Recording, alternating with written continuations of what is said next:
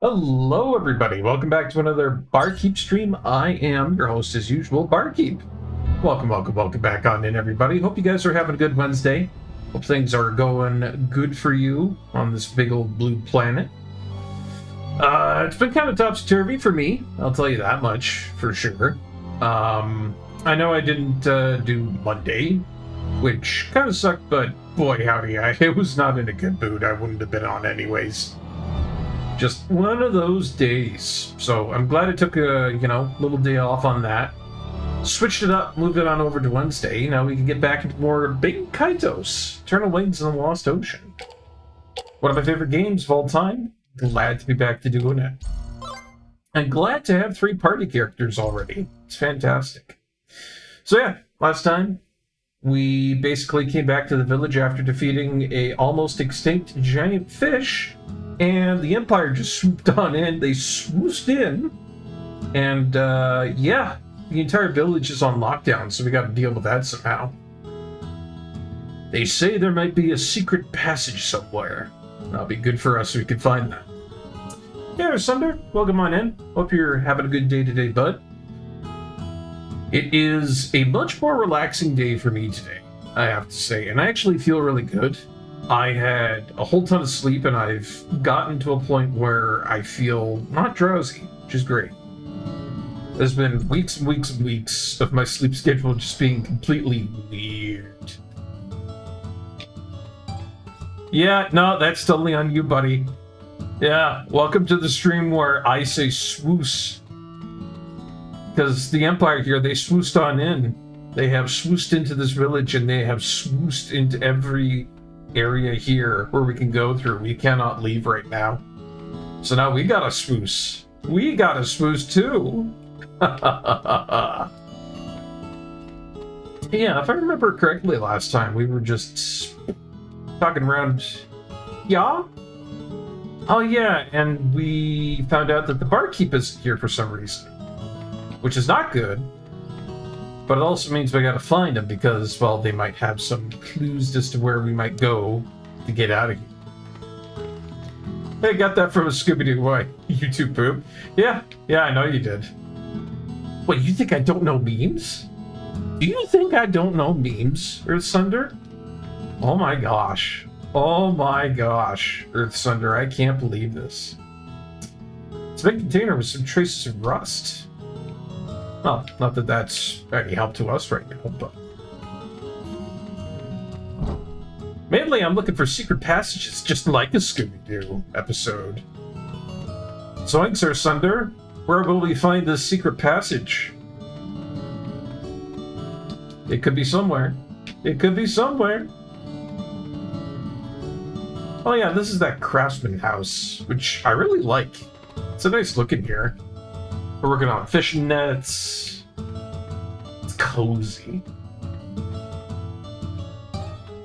If not a little bit impoverished, but, it's a fishing village. What are you gonna do? How about in here? This is where that old lady, the fortune teller, was. And we talked to her and her creepy little children. She was all like, "Oh, you're going to have a bad time." And then Shella tried to ask her a question, and she was like, "Shut up, stupid child." Quite literally just, brushed her off. It was great. Shella has a tendency to ask way too many questions anyways. Can't find Anna. No, she could have gone out of the village. As you can see, all the village exits are guarded by Imperial soldiers. No one could have passed. Oh. I'll be totally honest, guys. I'm so glad that we switched to today. Monday was going to be such a bad day for me. I mean, I was so stuffed up. I don't know why. And that's just, honest to God, the worst kind of streaming mood to be in. Like, the state to be in, it's awful. I hate having to stream when my nose is clogged up. And sometimes I feel like I just can't get it cleaned on out, spicy food, stuff like that. So you've just got like this constant din of like feeling gross, I've definitely done a couple of streams where I've been that way before, but not today. That's a lot better. Oh, thanks, man. I'm glad I got the schedule back on track, too. You know, I don't hate streaming, contrary to what most people might think. Listen, everybody out there on Twitch, you know, lurkers, everybody just, you know, coming on by, people who are going to be watching this VOD on YouTube later on, contrary to the fact, I want you to come in and talk to me. How about them beans? But it is true, sometimes there are days where it's just like, I would rather not. Mainly just because I feel a little stuffy and cracked up, you know? It's the weather. The weather makes it bad, I tell you. You get all that overcast weather, you start getting all stuffy. It's nasty days. Oh, you just messed up your schedule again? Oh, jeez. Whether business in this world is good or bad makes no difference whatsoever. Oh, duh, that's that guy over there who doesn't know how to profess his love to somebody. Here, use salt. Salt is the best way to profess your love to someone. Get mad, get angry, get possessive and jealous. That makes every relationship work out. That definitely is one benefit to streaming. If it keeps you occupied like that, then that's fantastic. Holy crap, they are everywhere. Hey, can I come by here, please? Stop wandering the streets and go home. I don't even live here. Oh, there's Anna. Hey, you, why are you yelling at a little kid? Let go of her, you're hurting her. Uh-oh. Is this a big damn heroes moment, or are we gonna bust down the door, run on in there, and smack a couple of heads? Whoa! You can't say that on a Twitch stream, Imperial Soldier number 25. Good lord. Seems the Empire really does have a little bit of, you know, racism in them. Oof. Fantasy racism at the least. Still. Oh, you go get him, Anna. Anna. She never told me how it was pronounced. God, I was talking about that not that long ago with my family. It just, you know, on a road trip. There's so many words out there that you can read, but you don't know the pronunciation of it until it's actually said to you, like wind or wind, that sort of thing. Like, truly, a point of consternation for all the people of the earth. And yet, here this guy is, you know, just, you know, calling people wenches. Wow. Wow. Really just showing through your true psycho, aren't you?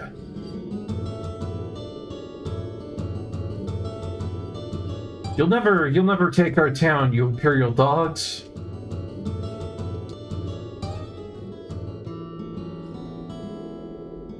Oh boy. Yeah. Thank you, Gibari. I was just about to say something. Been standing here for like what? 5 minutes? This whole scene has just gone down and we've just been doing what, nothing.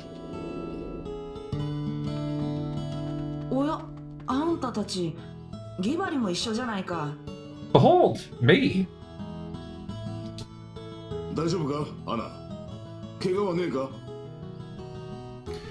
How do you find the difference between a scientist and a government worker? Asked them to pronounce unionized. Yeah, and unionized. See, that's another one of those darn words that's a point of consternation, you know? Until you actually hear it said. Now you'd be squinting your eye, you'd be cocking your head. You know, doing the little dog thing where they're wondering just what you're trying to put through. My dog used to do that all the time. I'd ask him questions in a questioning tone, and he'd cock his head left, right, left, right. Speaking of head, let me quickly just reaffix this. There we go. Sometimes my VTuber model gets a little bit wonky. Not much I can really do about that. Oh, the horror. She just came over here to get some stuff for the bar, and she was set upon by those Empire scoundrels. It's like the baby shampoo. It says no more tears. People thought it meant crying tears, but no, it meant like tears in your hair, like paper tearing. No more tears. Oh, that's funny. I wonder how that got started, honestly. You think maybe it was like a whole thing of like, Quebecois French? There's a lot of stuff in Canada that got a little bit confused over Quebecois French, I'll tell you that much. Also, there are a lot of rats in your cellar. You gotta get an exterminator over there, buddy.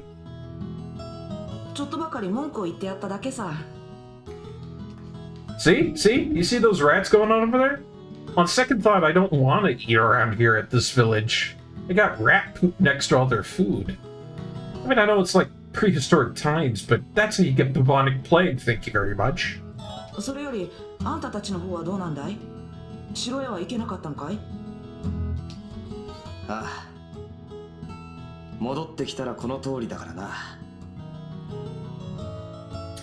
It's actually pretty good.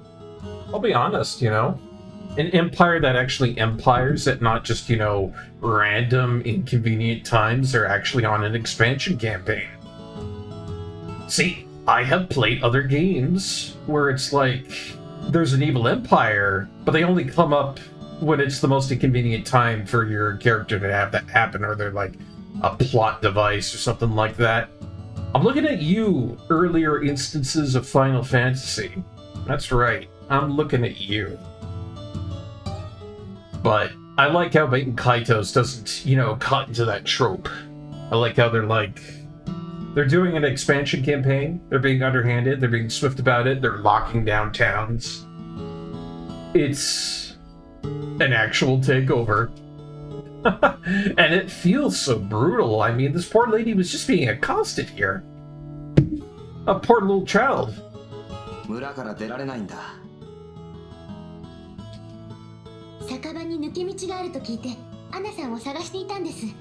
Alright, if you ask me, this is a great way to set up any kind of plot device you want. I mean, here we are trying to find a way out of the village so we can go to the castle. It's not like we were going to the castle for purely heroic reasons in the first place, but now we're trying to be inventive to get out of here. Lo and behold, my immersion. It's believable.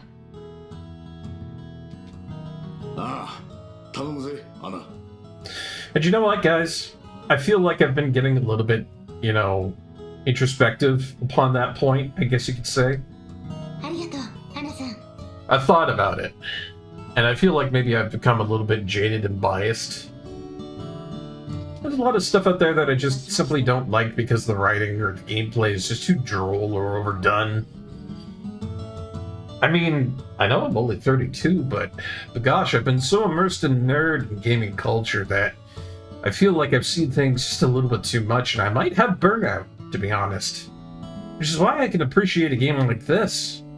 You get burnt out on a certain trope or a certain series or a certain way that a game is made, or, I mean, in a certain example, a certain kind of genre of a game, like Diablo 2 for Earthsunder, he won't touch it. Earthsunder will not touch Diablo 2. He has been perfectly burnt out on that game.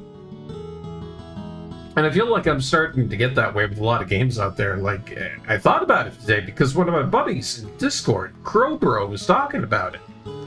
And he was saying that they made a hack of a Pokemon game and a Mario game. They made Mario Mod. Apparently it was on a whole new engine and stuff like that, right? And I really did recognize that the first thing that came to my mind was, yeah, shit. I immediately thought I didn't like it because I heard Pokemon and I heard Mario, and just the recent experiences I've had with those titles haven't been all that stellar. I mean, Pokemon's just, not up there. They're recovering, but they're not up there. And then Mario, I like Mario, but the new titles have just been kind of blasé and bland, I haven't really seen a lot of anything new coming out of Mario. And that's not terrible. It's not terrible that these things stick to their formula because that's what they're best known for. But, it doesn't sit well with me. I need new things. I need life in my product. Which is why I'm starting to like get really jaded, you know, really biased towards a lot of the games I play, a lot of the genres that I go towards. This is why we're sitting here not playing a Pokemon game or a Nintendo game right now, something like that. And we're literally playing something like Baten Kaitos because it has that nuance. You know?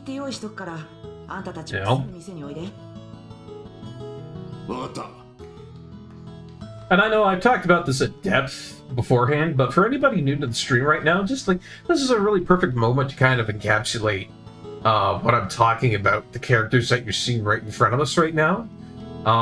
Callus in front of you, absolutely not a hero, is a pragmatist, as the title absolutely says. Now, this guy is an opportunist as well. He's not a hero. Gibari over there, Fisherman, not superstitious. Every time I get into a piece of media with a Fisherman, there's got to be superstition in it. It is a huge trope. It happens all the time. And then Chill over there, I mean, yeah, sure, she's a royal, yeah, she's trying to save the world, but it is absolutely fueled by illusions of grandeur. You know, absolute savior complex going on there. So, while a lot of these characters that we're seeing right now are kind of on the tropes that you might expect from them, there are a lot of complexities within their characters that make them, you know, not exactly the tropes that, you know, you think they would be. They have complexity. They make it human. It's more real to me that way. And I get it. There's a lot of folk out there that would say, on top of that, everything doesn't have to be a deep Nietzsche kind of introspective philosophical, you know, look at a video game. Everything doesn't have to be, you know, an art piece. And I respect that. I say fair enough. But I guess maybe because I'm just getting a little bit older, I maybe value something that has a little bit of meaning to me more than something that goes bing bong wahoo for the 1000th time. I don't know. That's just one of those things that I really like to think about in my spare time. Is just, you know, what does my favorite passion in life, gaming, mean to me on that kind of surface level, you know? Why am I not liking the old titles that I used to like so much, and why am I going for stuff like this these days? It's a good mental exercise, I guess you could say. Soldier scolded me. He said, "Don't play around here, kid." So scared and almost cried, but Auntie Anna helped me. Aw, Auntie Anna, yay.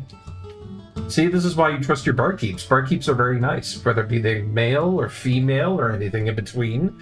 They will always come to the rescue of a tiny child in a stock cellar full of rats. Well, maybe not that specific, but still, they're good people. Yeah, the port's been blocked by the Empire. Won't be able to fish even if the sea bream returned. Oh, bream. Not that that's bad, but I would love to go for a different kind of fish other than that. Ay.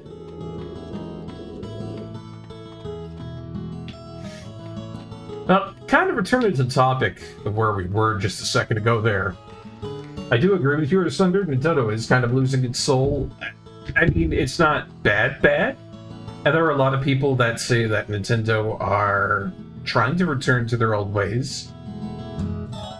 But I haven't seen anything good out of Mario for a long time. I haven't seen anything good out of Pokemon for a long time. There has been no new F-Zero for quite a while. We got one new remake of Kid Icarus. That was like in forever ago. And not to say that it wasn't good. It was great. But we got just like one, and then that was it. There's a lot of stuff out there that I would like to see Nintendo pick back up, you know. So yeah. Well, I don't know. That's got me thinking too, if you ask me. Just any kind of CEO, any kind of person in that position. Who can say? I don't know if they really have the plot or not anymore. Like, if you were to put a new CEO into any kind of position, whether it be Sega, EA, Nintendo, any company out there, do you think they'd really pick it back up? Would they know where to go? I feel like a lot of what's going on there is probably stockholders influencing their decisions and, you know, late game management influencing that there too, you know? The type of management that has been just sat in there for the longest time and isn't the CEO position. They probably have a lot of say in what goes on, and that's probably why that even if you remove one head of the Hydra, you know, the rest of it is just gotta be there. Sprout a new head. Maybe you might get change. Maybe. But unless there's like a massive dynamic shift, personally, I don't think there's going to be much change at all. You just kind of have to hope that they, you know, get it through some sort of miracle, I guess you could say. One would wish.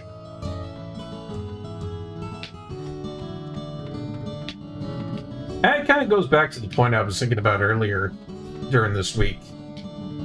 I know a lot of people say they want to abolish AAA, you know, developers. They want to boycott AAA developers, that sort of thing. Not so over here. Not so over here.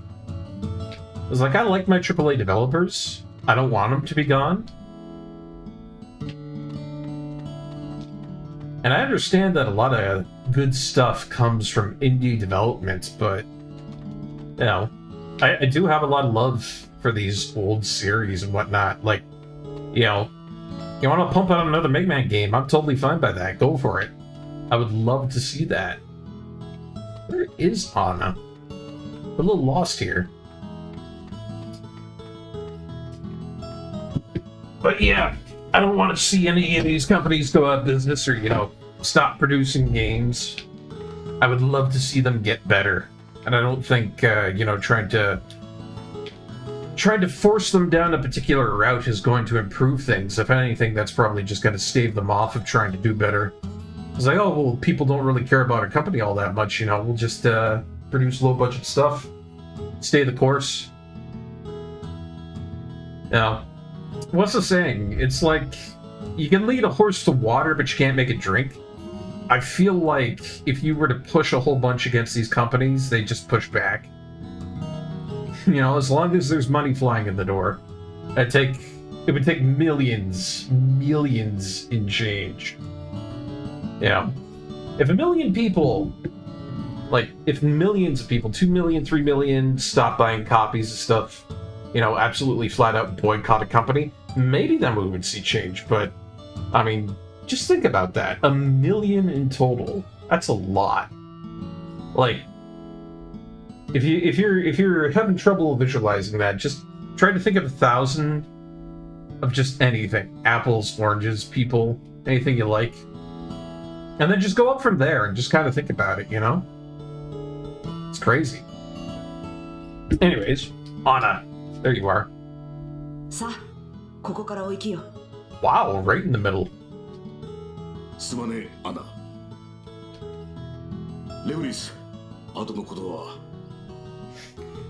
You know, I got a faint feeling that Reblis might sell me out to the Empire.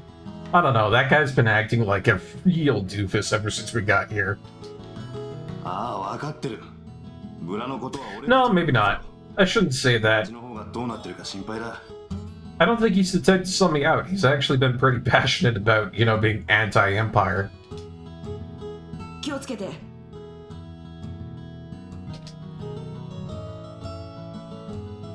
I think it's everybody here, Sunder. I think it's AAA devs, I think it's business people behind them. I think everybody is involved in that one.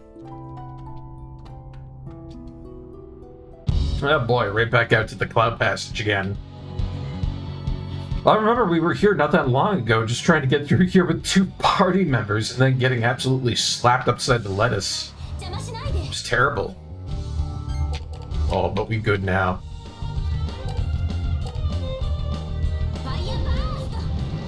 I got 3 characters, 3 decks. These things have no chance against us. Plus all the deck expansion we've been getting lately. Woo, yeah. It's looking good.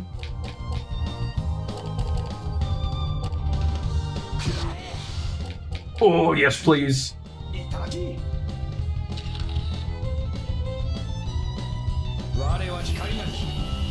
Wait a minute. Something's changed.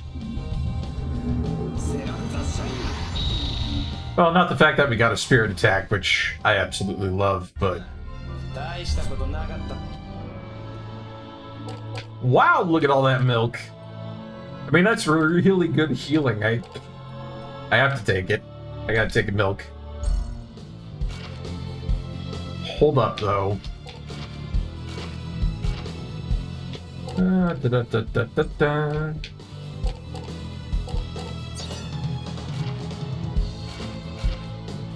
Trying to figure out what was going on there.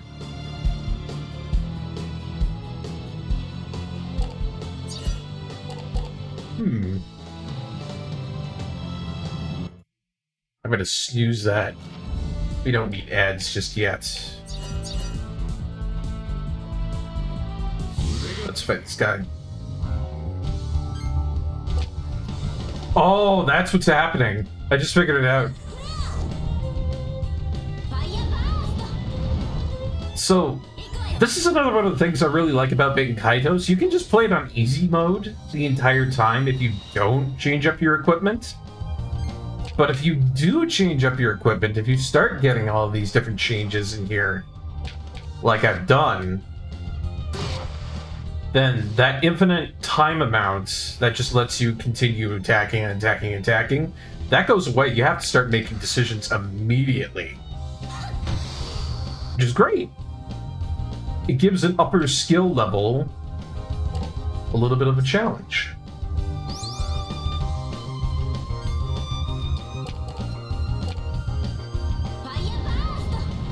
And I think that's all due to my equipment for Callus too. I'm gonna have to check that. A lot of people share the blame. Yeah. Yeah, I agree with that. Do it or I'll find someone who will. That's been a prominent thing in Canada for the longest time. As far as I can remember, especially in the job economy right now. Oh my god, what was it? Oh, yeah. So there were, and there still are, just a lot of jobs out there right now that basically operate on that premise. Especially our Tim Hortons, they've been hiring in so many people that have just gotten fresh off the plane over here for immigration. It's gotten to the point where if you go into a Tim Hortons right now, you're probably going to see like maybe one, maybe two people there. And they can't keep up with that rush. That's like skeleton crew. It's abusive.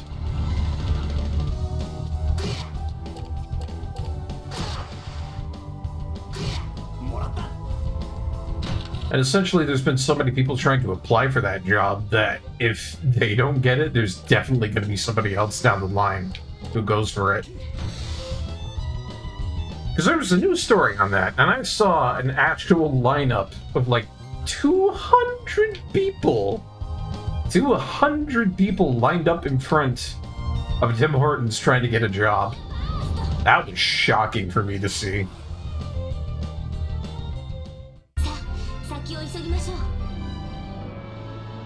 Did you know what the other shocking part about that was? Is they were all international students. Every single one of them. So, you know, I kind of had myself over here like, holy shit. You know? I was spooked. It really did me a big old Duke Spookum, you know? And it also makes me feel very, very, very, very, very lucky that I'm able to do the things that I want to do without having to worry about that sort of thing. I got very lucky on that. Because I know there's definitely a lot of situations where I could not be, you know, doing what I'm doing right now without a great amount of worry.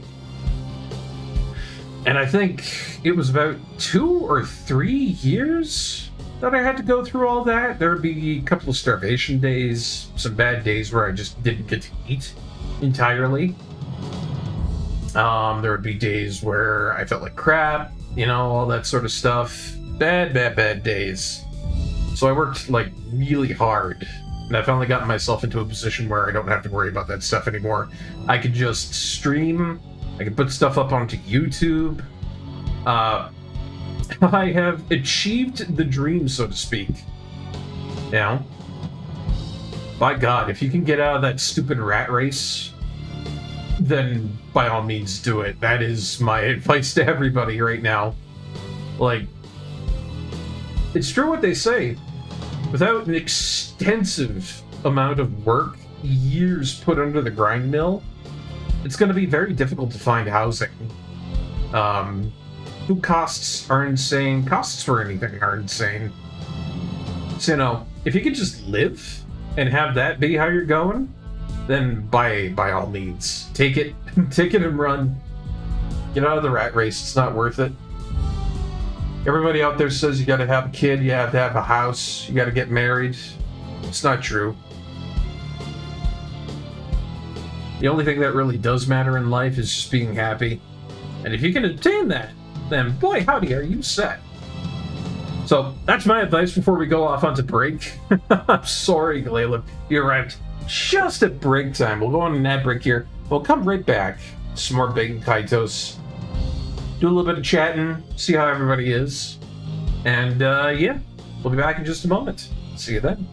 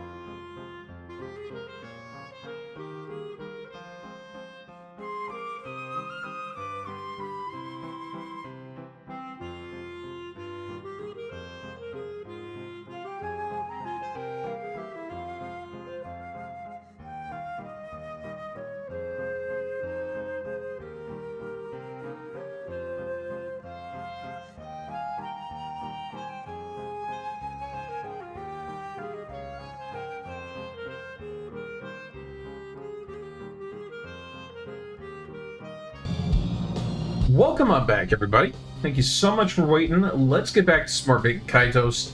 Welcome on in, by the way, Kalela. So sorry that you came in at that terrible timing on that ad there. That's just, that's how it goes. You either do pre-roll or you do mid-roll. And, hey, mid-roll, 1,000 times better, I'll tell you. You know, you got the screen for it and everything.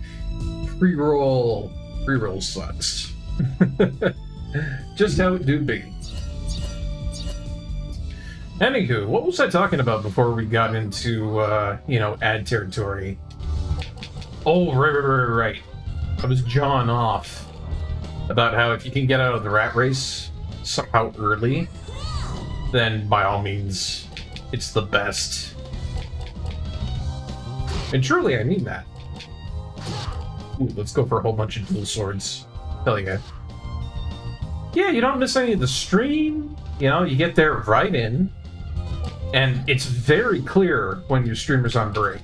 You know, you don't have any of those issues where it's like, oh, what happened? I don't know what's going on. Oh, did I really? Oh, I'm so sorry, Cinder. I really didn't mean to do that, but on the flip side, man, you'd probably thank me later for doing that, because the magic of Scheherazade, that's right, I can pronounce it, Scheherazade, is a very, very lengthy game. I have watched the entirety of it on YouTube.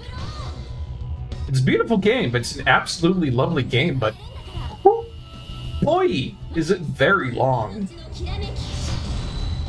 I'm talking Shin Megami Tensei long. Y'all gonna be sitting there for a little while if you're gonna be going into that, my friend.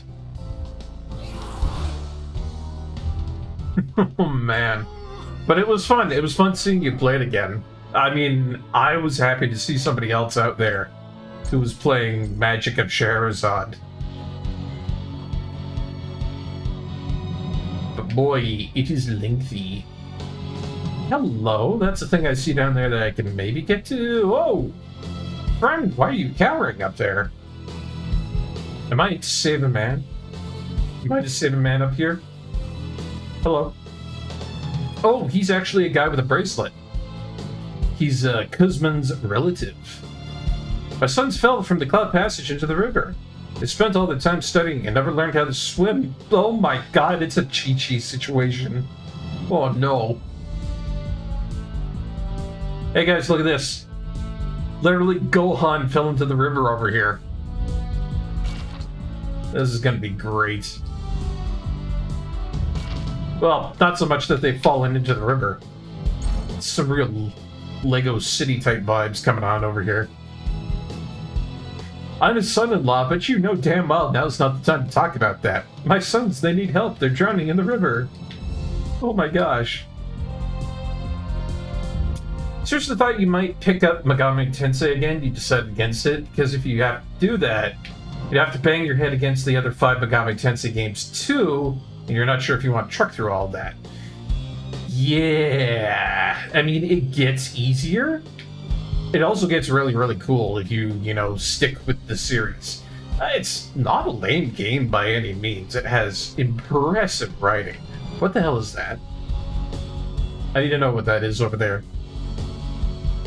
I also want to fight some more of these things. Come here, you. Come and see hither. I'm going to burn you and turn you into bird soup.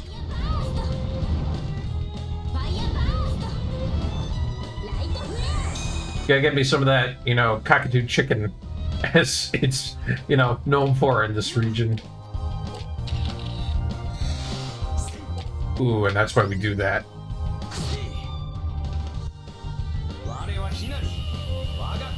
Rooster might have been a little bit of a waste, but Hellfire, absolutely not.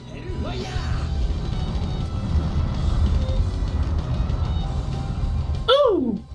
Ooh, cooked him! Cooked him, babe! Cooked him!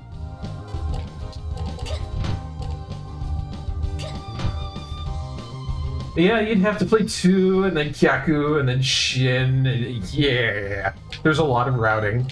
There's a lot of stuff to be done within those games.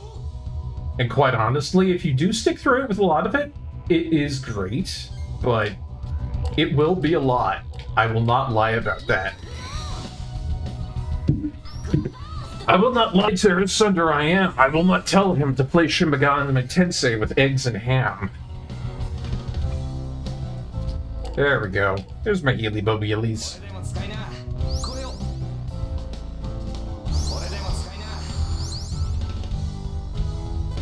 Whoa.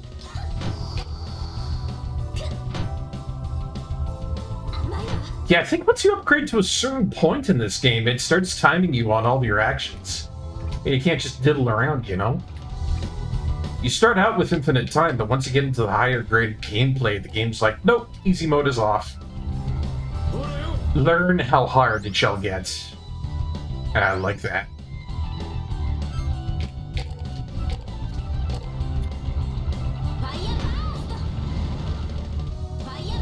You love what the series is, and lore and the story and all that, but just playing yourself, it gets to be a chore, and I don't fault you for that, Earth Sunder. I really don't. Shin Megami Tensei, just anything in the Megami Tensei, Devil Survivor, Digital Devil series, just anything out there. It's a chore. It's long. If any of you have been with the channel for a long time, we've seen some of the Persona games. We've seen Shin Megami Tensei If. You know, we've seen a little bit of Shin Megami Tensei Strange Journey. They are expansive games that will take you hours upon hours to do. Especially more so if you don't know how to play them. If you're not familiar with, you know, demonology, mysticism, that sort of stuff, they will kick you in your shins, kick you in the head, and then start berating you by calling you names while you lay there on the floor in a pool of your own sorrow. It's just how it is. And, you know, masochists like me like it.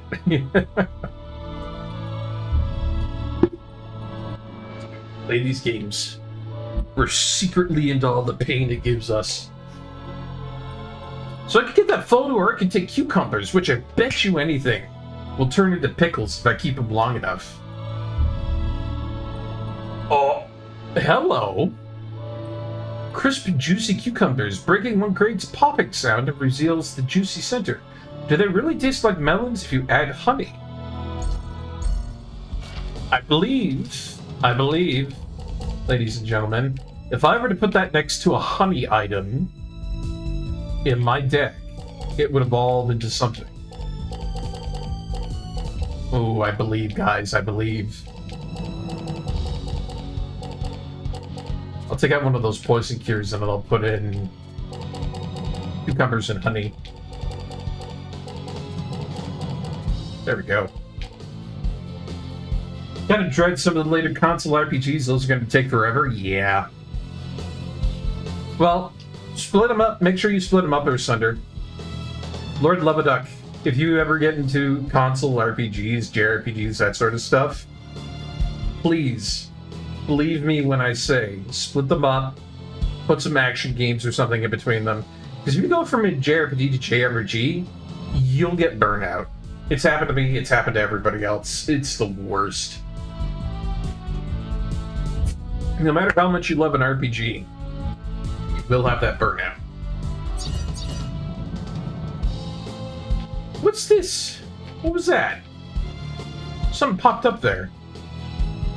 If we could stick a cloud in this gap somehow, we wouldn't have to go all the way around. Oh, potentiality for shortcut. But where do I find clouds? That's a good question. Yeah, just alternating them. You can't go out and just, you know, from the titles or Sunder. It wouldn't be good. It wouldn't be good. I'd come back to you with Shill of Broken Man and be like, Earth Sunder, what are you doing, man? Why do you look so despondent, depressed? I'm just gonna see Earth Sunder just slowly tilt his body over to look at the camera. And his voice is barely going to reach the microphone. He'll be like, Barkeep, I played too many JRPGs. I'll be like, dear God, he's gone into a JRPG hole. We gotta get him medical attention stat. Somebody bring him a platformer. He requires a Mario.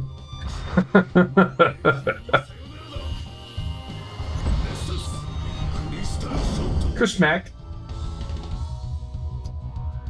Yeah, I am surprised that that thing is alive. I mean, now it's not, but seriously, they got hit upside the lettuce with a gigantic ice crystal. Which is why I love Gabari. He's straight up Titanic's an enemy. It's lovely. Final Fantasy VII, where Cloud is. Ha! Oh, that was really bad, Laylev. Cloud Reeling Machine looks like its device to gather clouds.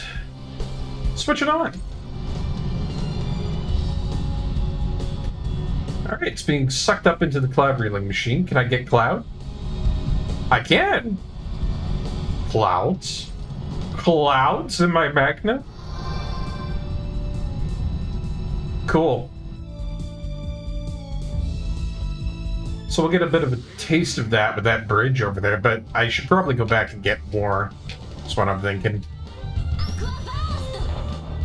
Have it easy for now, where you can beat like 2 NES games at a stream.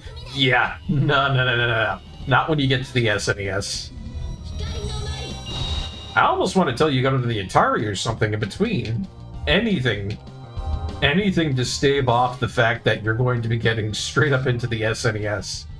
That's where all the long games exist. You're going to be doing things like Secret of Mana, Secret of Evermore. You're going to be playing, you know... Oh, what's that one game that really makes me depressed? I'm trying to think of it. That's kind of funny, because there's a lot of games out there that are depressing on the SNES. Illusion of Gaia, that's it. Oh man, Illusion of Gaia is so depressing.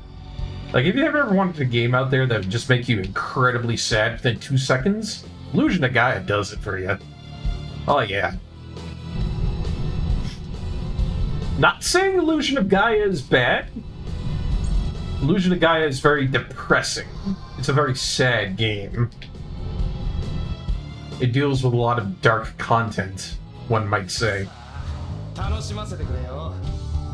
Alright, what is it with you guys ambushing me up here? I turn you into Snick Chops. Yeah, how about it? 69 damage. Can I get a nice in chat?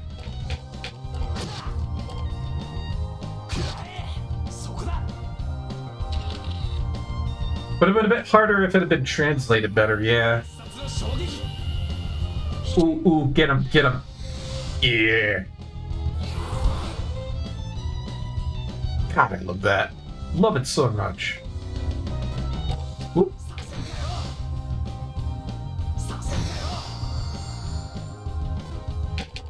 God, why is everybody going over my poor callus? I only got so many Magnus, my friend.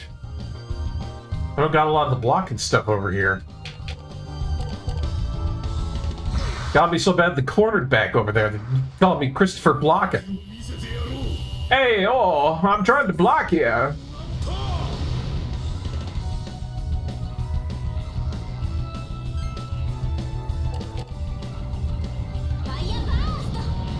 Oh yeah, yeah.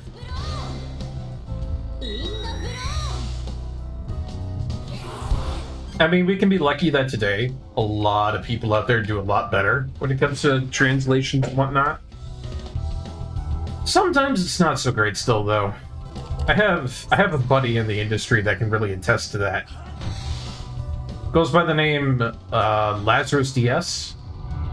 And a lot of you might know him for doing the translation of the I Cannot Defeat Airman song on YouTube. That's like a really old classic kind of, YouTube thing that you can find out in the wild. But yeah, he did that. Look it up. If you find the translation of the song I Can't Defeat Airman, Lazarus DS did that.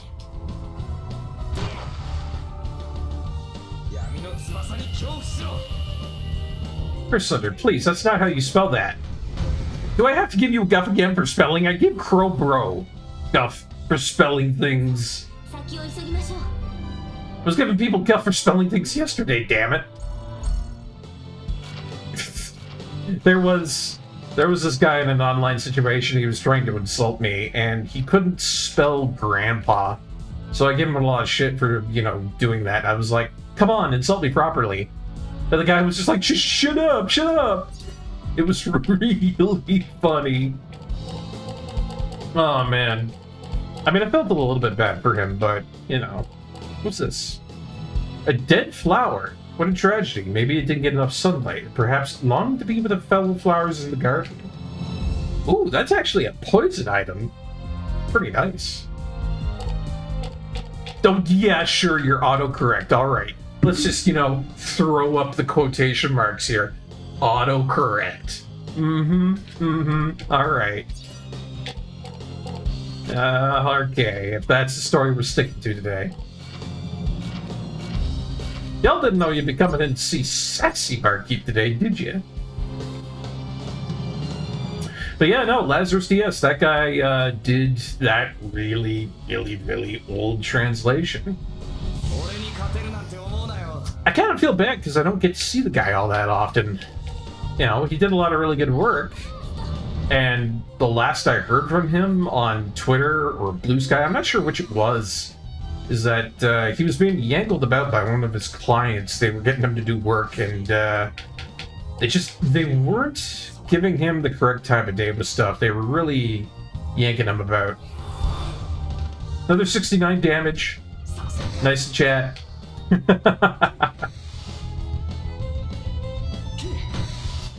Actually, no, that's not quite true. I did actually see some other updates from Lazarus. The last I heard from him, he was doing some really good stuff with exercise. Really seems to be on improving himself and whatnot, which is good for him. I'm glad. I've been trying to get on that bandwagon too. I've been doing a lot of barbell lifting day in, day out. They say it's a really good way to get healthy, is lifting. A lot of people place a lot of importance on cardio and whatnot. Apparently lifting is the end-all be-all for a lot of that stuff. She'll take that photo with vigor. Aha! I knew it.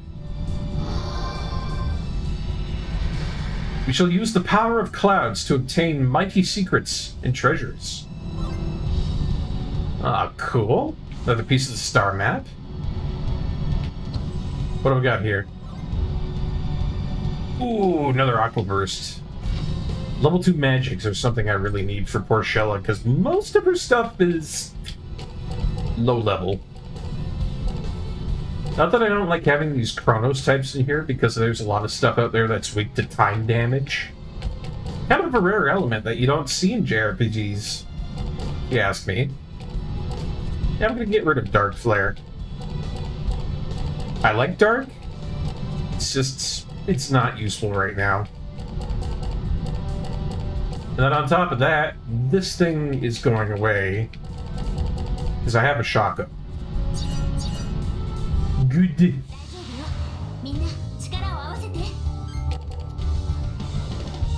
Alright, Chilla. Lambaste them. Absolutely whoop them.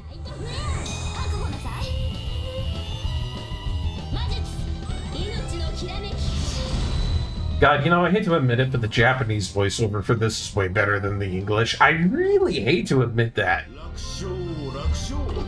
It is not that I don't dislike the original voice acting for Baten Kaitos, but gosh darn it. The Japanese voice actors really did, a marvelous job of this. And every time I hear them going off in battle, I don't know what the hell they're saying. It might be nice to have some, subtitles in that, but... Oh, yeah. End of the day, I can't blame them. It really is just fantastic. As said, I'm going to have to give her a mink coat for a Shaco. I mean, it's better defense.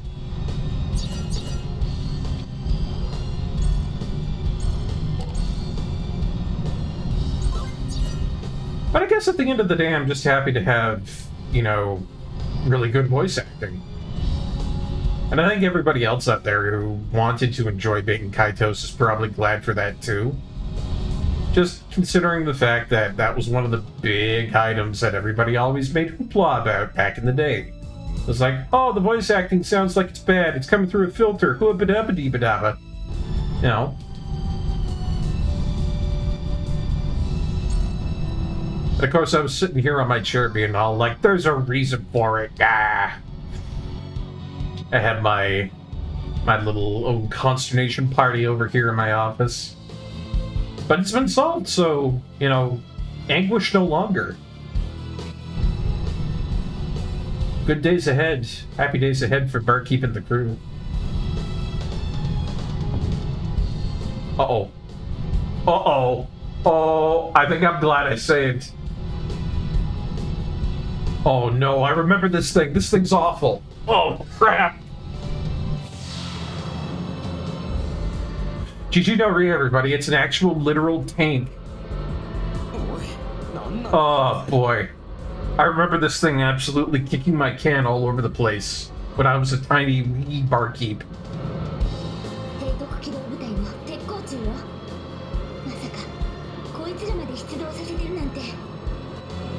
Yeah, you and me both, Shella. This thing absolutely wrecks.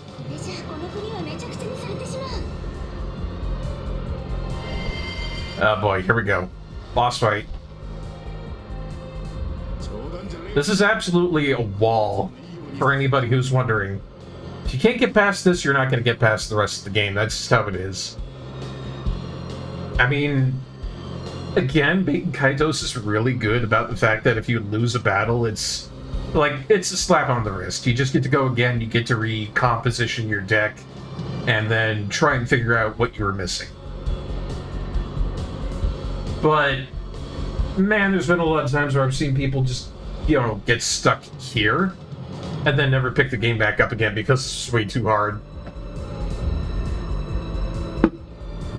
Big swig of water. Let's do this.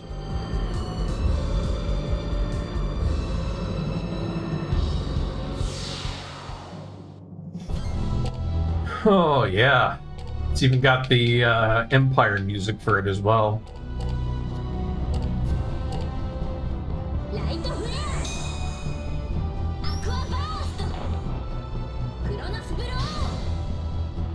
Yeah, we do a decent amount of damage on this thing, but,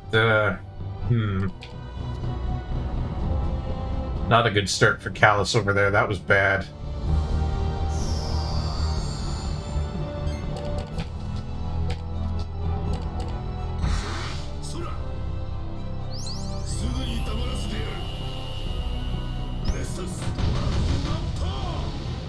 Alright, well, I'm not feeling too bad right now, but if that thing starts firing off cannons, yeah, we're gonna be feeling the hurt. Okay, there we go.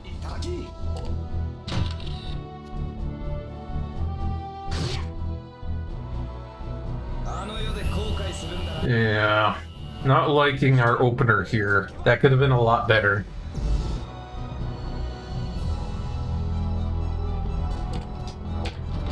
Still, we do have a lot of defense.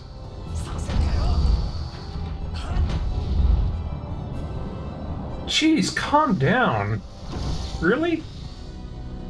See, look at that. Look at that. They hit for like 200 on a full combo like that. And it's like, oh, hey, did you enjoy having health? Not anymore. Thank God we loaded up everybody with healing Magnus.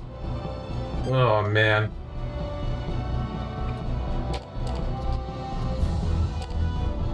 The fact that we can keep using Healing Magnus over and over and over again, it really is going to be our savior. You know? Because, yeah, that 2 hundo, they ain't joking with that. It's a scary amount. You know what's funny? It's you say that, Osunder, but Callus does get Callus, but not in the way you might think it'd be Callus. Not like foot Callus, it's the other kind of Callus. And you have to kill this thing fast, too, because it just keeps on increasing its attack.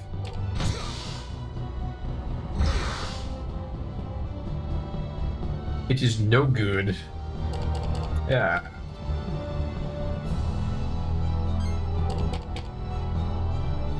If you're expecting me to actually do something here, you know, you might need to give me something that's actually usable.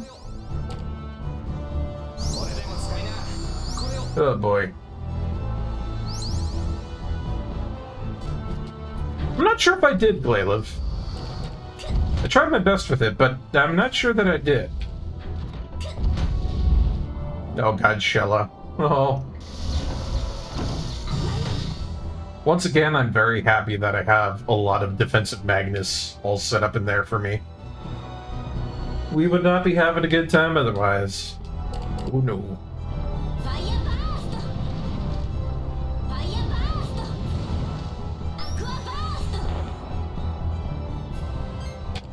Oh, thank God. Like, don't get me wrong, I love having a lot of defensive stuff in Callus's repertoire right now, but at the same time, a little bit of attack Magnus, please and thank you, that'd be great. Like, I feel like I have very good reason to be scared right now. Because this thing has just been wasting turns left, right, and center, just buffing itself, and I really don't want to see what it's about to do when it gets to the end of that. Oh boy, here we go with chat. Everybody's getting to that word jumble. Callus, Callus, Callus! Shella sells seashells by the seashore. Uh-oh. Oh, this is gonna hurt. I don't got anything for that final Valdo cannon. That's gonna hurt. E. Well, nuts to you too, mister. Nuts to you too.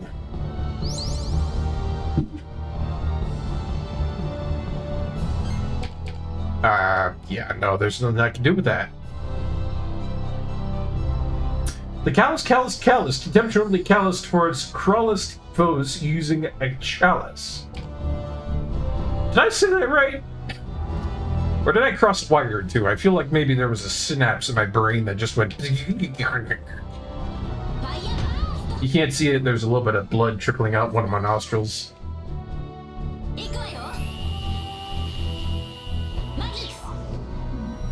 Actually, it's kind of funny that you say all that. There's a song made by M83 that I was really listening to a lot lately. You might have seen it in Discord.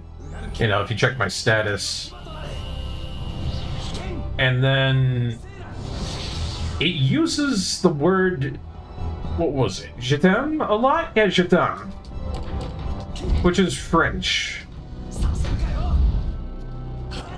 And I've heard it a lot. But I've never heard that variation on the pronunciation. Because I think I started out hearing it, you know, as je t'aime. And then I heard it as je t'aime. I think je t'aime is the correct pronunciation of it. And then there was this one person who tried to convince me that it was a je t'anime, and I was like, no, shut up. Absolutely cannot try to convince me of that. No way, no how. Quebec would be angry.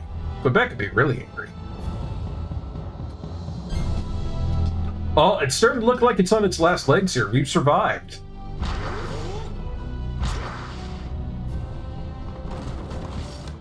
Oh, got him.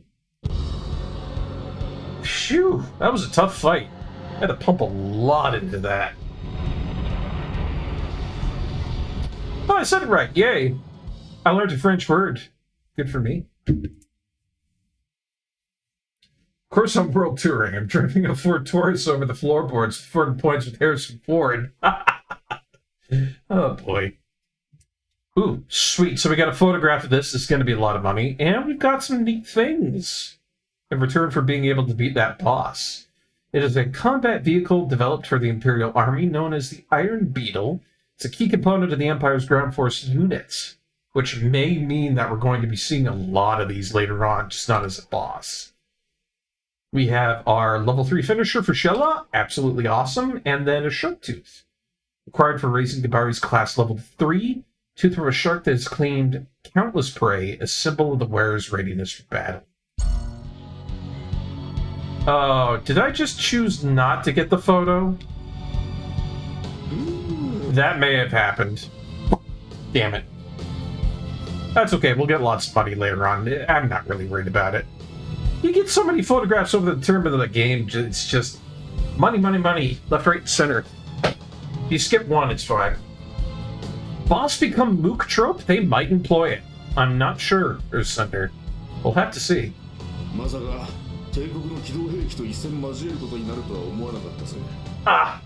I love that right there. You know, that is fantastic. It's just, there's no celebration to the point that Kibari's just straight up like, yeah, I just want a tank. I'm glad to be alive.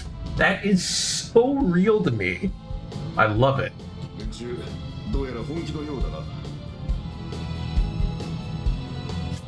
Man's just happy he's alive, and I mean, and how that thing was a tank.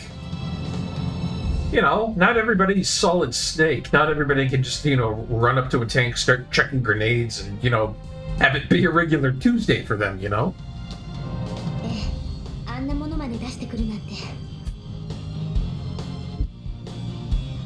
I mean, bonus points for the fact that we have magic being an actual thing in this universe, so I can kind of understand us being able to shrug off most of the damage from a shot from one of these things, because maybe we've got, like, I don't know, magic protection on us, staves off bullets, that sort of thing. Like, that to me actually makes sense, right? Because all the items that we use in this universe are contained within a magical format. Therefore, our items being enchanted, that makes sense too. And then there's, of course, Shella and Gabari straight up using magic. So, once again, everything making sense in universe here right now.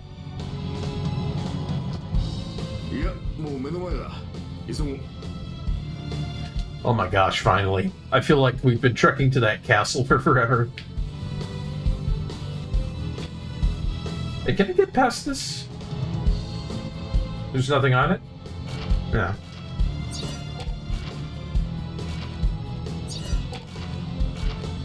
Oh, hey, we did get the photo anyways. Thank you. I was a little bit worried about that. I thought we weren't going to be able to get that. So, we can either progress to Shiliak, I believe I'm saying that correctly, the castle town, or there's an area down here. I do believe. Lesser Celestial River. Now, we've been here before. This is where we were fighting all them frog guys, kappas. I'm gonna slap one of these upside lettuce just because I feel like it. Make it frog soup. You recognize that song, did you? Yes. Baten Kaitos' music is something that I used to use a lot for our streams here. And the map music out there is what I used to use for the music in between stream stuff. Now, that frog was so cowardly that it knew it couldn't withstand us. Smart frog.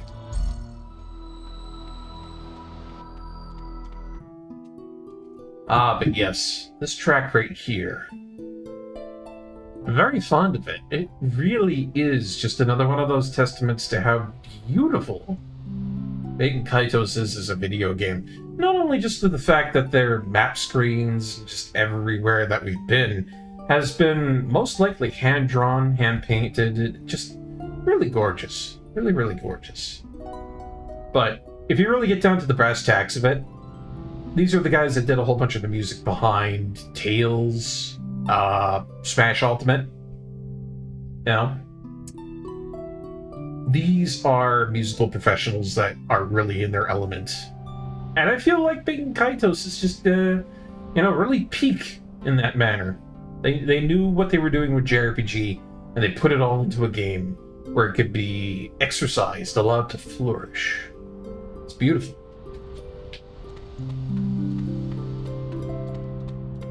Unfortunately, this title really is only just a cult classic within the entirety of gamers and, gamer community and society. Not a lot of people out there know about this, and I really hope that, more people would get to the point that they start knowing about Baten Kaitos, because I hope, from what I've shown you so far, that you're very much interested in this title. I mean, it is gorgeous. The voice acting is amazing. The art is amazing. The gameplay is unique, new, and fresh. And by God, if you hate the original soundtrack to this, then I don't know what to tell you. So. Uh-oh. If you thought that little fisher town that we were in right now was bad, it looks like the Empire's already gotten to here. And it's not good. Like, it is crawling.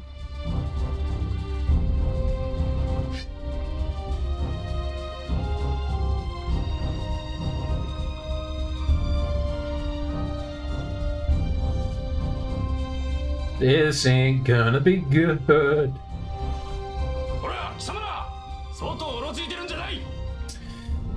So I think by this point, I would imagine that the entirety of Diadem, the capital that we're on right now, is just completely under military lockdown by the Empire.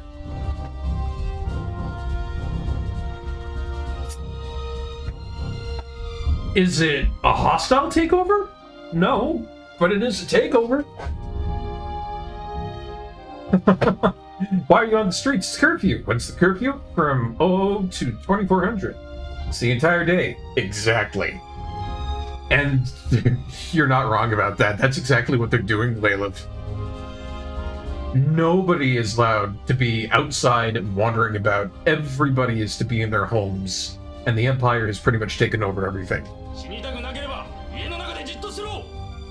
They're not allowed to kill you, but there's no restraints on how rough they can get about it.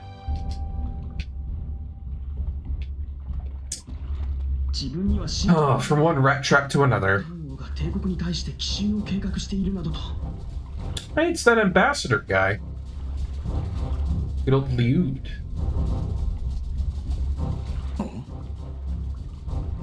Ooh, are we gonna get to peep? Are we going to get to overhear things and be scandalous?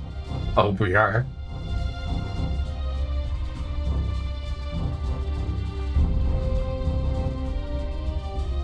God, I love it. I love it, I love it, I love it.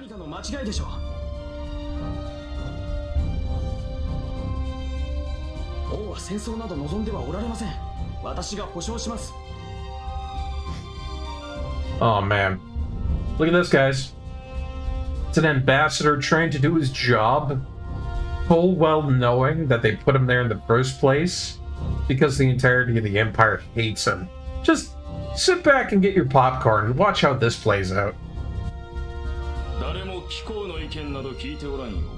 Yup. Oh, yup.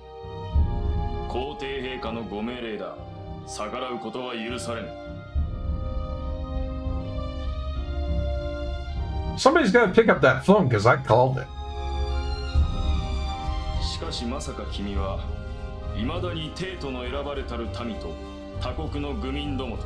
Oh yeah, and there totally is elitism going on. Oh man.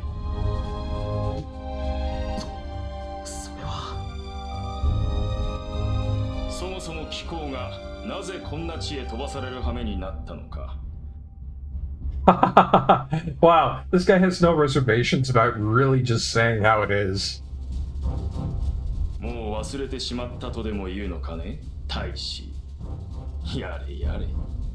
Yare yare.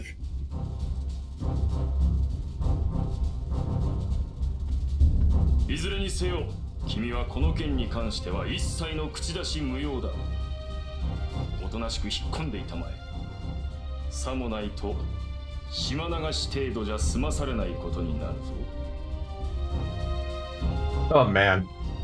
Poor Liud.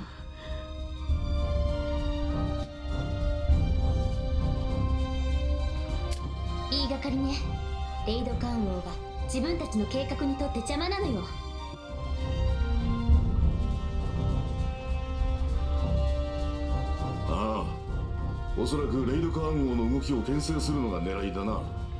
真の目的は他にある。Oh, it's a real political move. It's a smear campaign. Oh my gosh. だが、そうまでして連中は一体何を狙ってるって言うんだ。That's a damn good question, Gibari, because I have no idea what they would want other than land. 封印された古の神の力。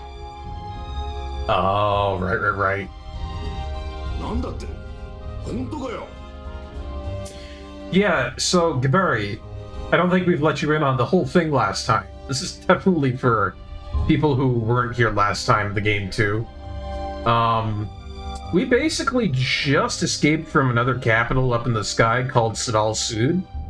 Just a beautiful, very quaint little, Himalayan region, farming and such there, just small port towns, very homely. And for some reason or another there, we defeated a, local monster. Callus over here picked up a card and just basically shook the entire universe. And then all of a sudden, these guys came around, smacked us in the back of the head with the butt of a rifle, tortured Zella, literally tortured her to the point where we had to use Magnus to heal her. And then we had to escape from them, too. So yeah, the Empire is not nice, and they might be looking for some sort of crazy doomsday weapon. Which might be related to the power of a dark, evil god that once completely and utterly decimated the land.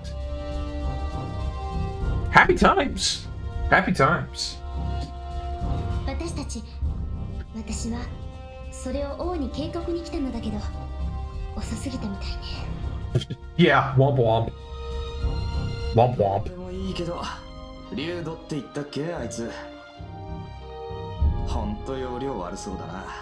長生きしないぜ、ああいうの。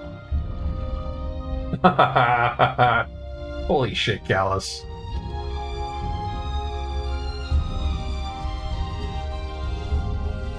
お前、ギバリじゃないか。頼む、なんとかしてくれ。王を助け出してくれよ。お前ならできるだろう。 Oh man, this isn't good. わかったからでかい声を出すんじゃねえよ。 You gotta love how this guy over here just had no survival sense on his shoulders, ran out the front door into earshot of other soldiers around here, and they just started yelling, please, please save us all, save the king. Oh yeah, that's gonna really go over well. That's not going to cause a giant kerfuffle in an open town square. I can just see a meter beside this guy over here. Survivability rate plummeted right down to 0 the moment he did that. それで王はレイドカーン王は無事なんだな。Yeah, pretty much, Glalov. Found a dark genie that wants to destroy the world. Score! Let's unleash it the slightest excuse. And I have a strong feeling that the Emperor of this empire is more than willing to use it. It's just, he feels like it left, right, and center. We've only heard about Emperor Gil the Blame, but he sounds like a real grade A jackass, let me tell you. 奴ら一気に城の中になだれ込んだんだが。 Oh, there's a siege going on too. Wow, just the good news really piles up here. 今は奥の方で騎士団と睨み合いになってるらしい。わかった。俺にできるだけのことはやるから、おとなしく家に引っ込んでろ。いいな。頼む。頼んだぞ、ギバリ。 Well, I'll see what I can do, but sounds like we're gonna be in dire straits here, I tell you what. We got a shop? Hell yeah, we do. Good stuff. Not only do I need some healing, I feel like there's some really great stuff we can get at this shop. I'm excited to see what there is. What did we get? What did we get? Before we do that, let's sell off our stuff here. Like I said, tons of money from that Iron Beetle. And tons of money from these Stripers too. Holy, oh, wow, holy crap. These sell for a lot. That's amazing. Actually, I'll be honest.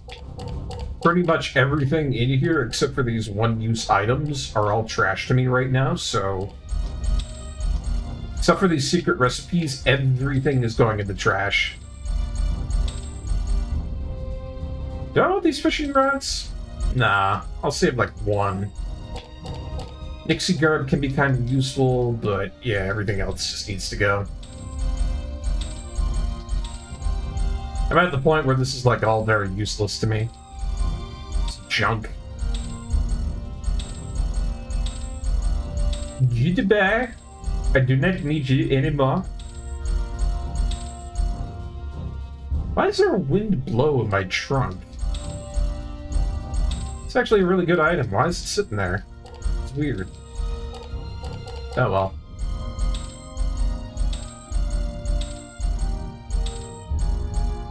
Get rid of all this other junk.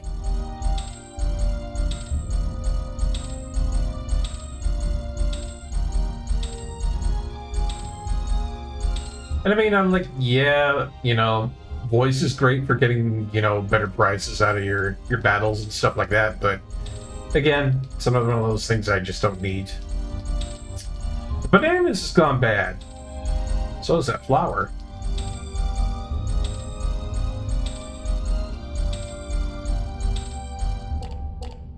Okay, get rid of these short swords. Double battles can go as well, don't really need them.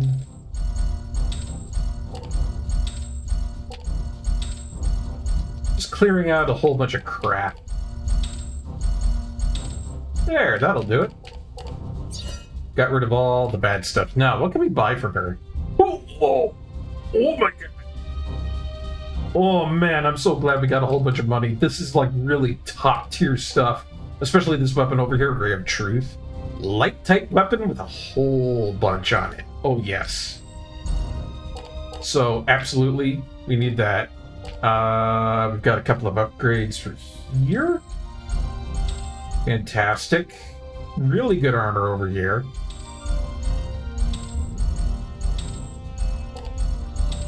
Couple of nice upgrades for battery as well. And then we also got something over here, a Shadow Cornet that doesn't really apply to anybody.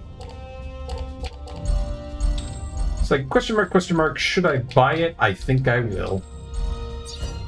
And that's all of our money gone down the tube. Kerpoof!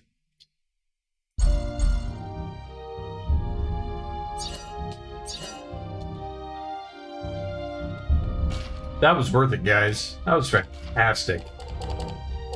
But I gotta do a little bit of editing right now, that's for sure.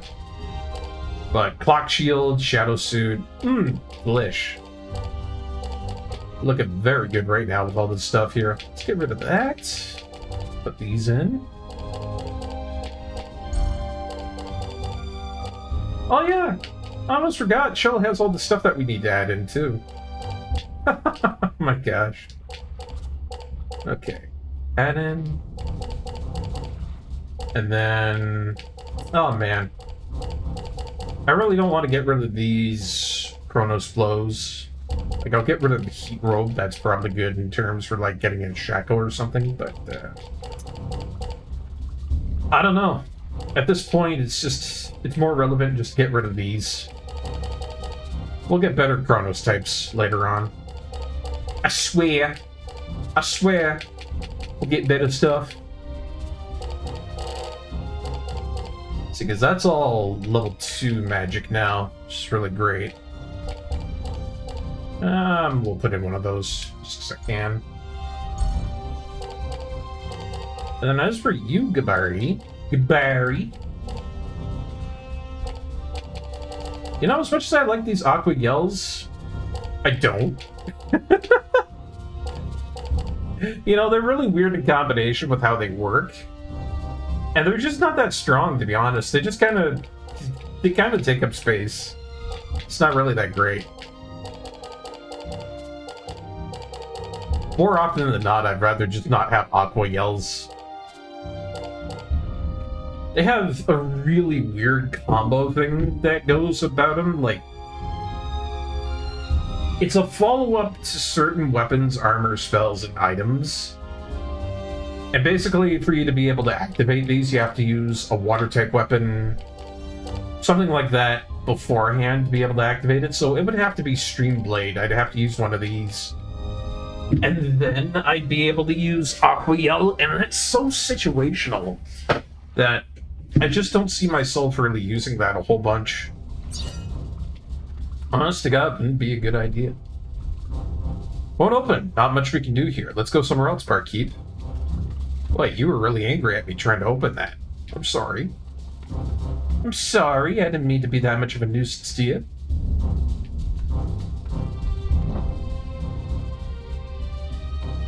Oh. I was about to say there's a lot of people in here, but I mean, everybody's being kept in their homes, so... You see a chest with its corners rounded off. It is no doubt of high quality, yet feels cordial somehow. Ooh! Ooh! Always happy to get another one of those. Yes, please. 36, and then these things over here are just 30. I might as well put that in. Boy, I'm already to the point where I'm replacing my level 2 magic with even better level 2 magic. Actually, at that point, I could get rid of that. Here we go. Elegantly decorated plates, some circular and others square-shaped and displayed at regular intervals. What's a regular interval for a plate, I wonder? Oh, maybe somebody will be kind enough to dish out that information for me. See a collection of books on swordsmanship and the art of the spear, as well as doctrines and the merits of knighthood. Wow, a pretty impressive castle town. Neatly arranged desks suggesting a facet of the owner's character. Hello, lady, I like your house. A husband is a knight. He always tells us that a knight's duty is to protect the king and the people, whatever the cost. He may be risking his life as we speak. I wait, hoping. Have faith he'll come home. You know, it just occurred to me that guy with the bracelet's kids are still possibly drowning at that river back there. And we're sealed into town here. Oh boy, I sure hope we didn't screw that up. we might have just let kids, you know, go by the wayside. It's fine. It's fine. What you looking at, tiny child? See the castle burning. Black smoke is rising everywhere. I wonder if my father is safe. Uh-oh. It really is a siege. See books about various forms of martial arts. Mementos from competitions are on display, barely leaving any space. Ooh, and there's a shield just slipped in there. Oh, we're gonna be so buff from searching all of these houses. Gonna come up to that castle, roll up with just everything in stock. It's gonna be great. Nope, no. Don't need that.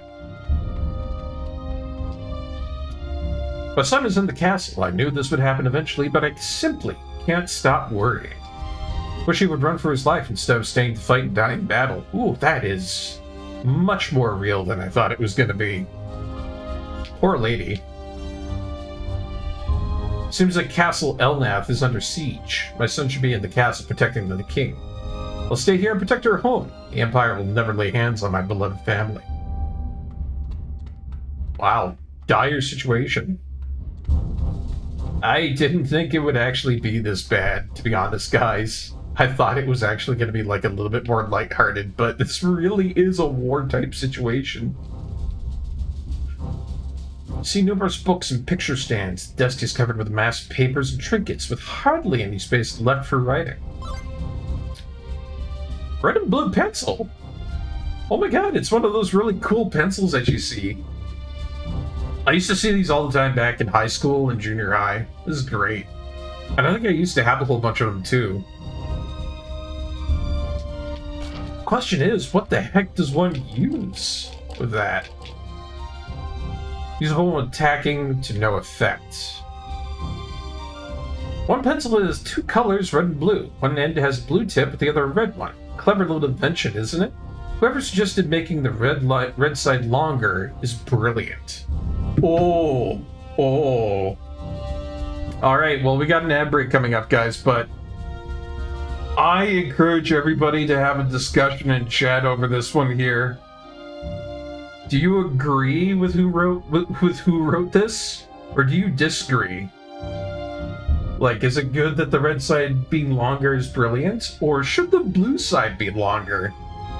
I'd leave that up to you, chat. You guys can figure that one out. All right, well, I'll be back in just a moment. And when we do return, there'll be more Baten Kaitos for everybody to enjoy. We'll see you then.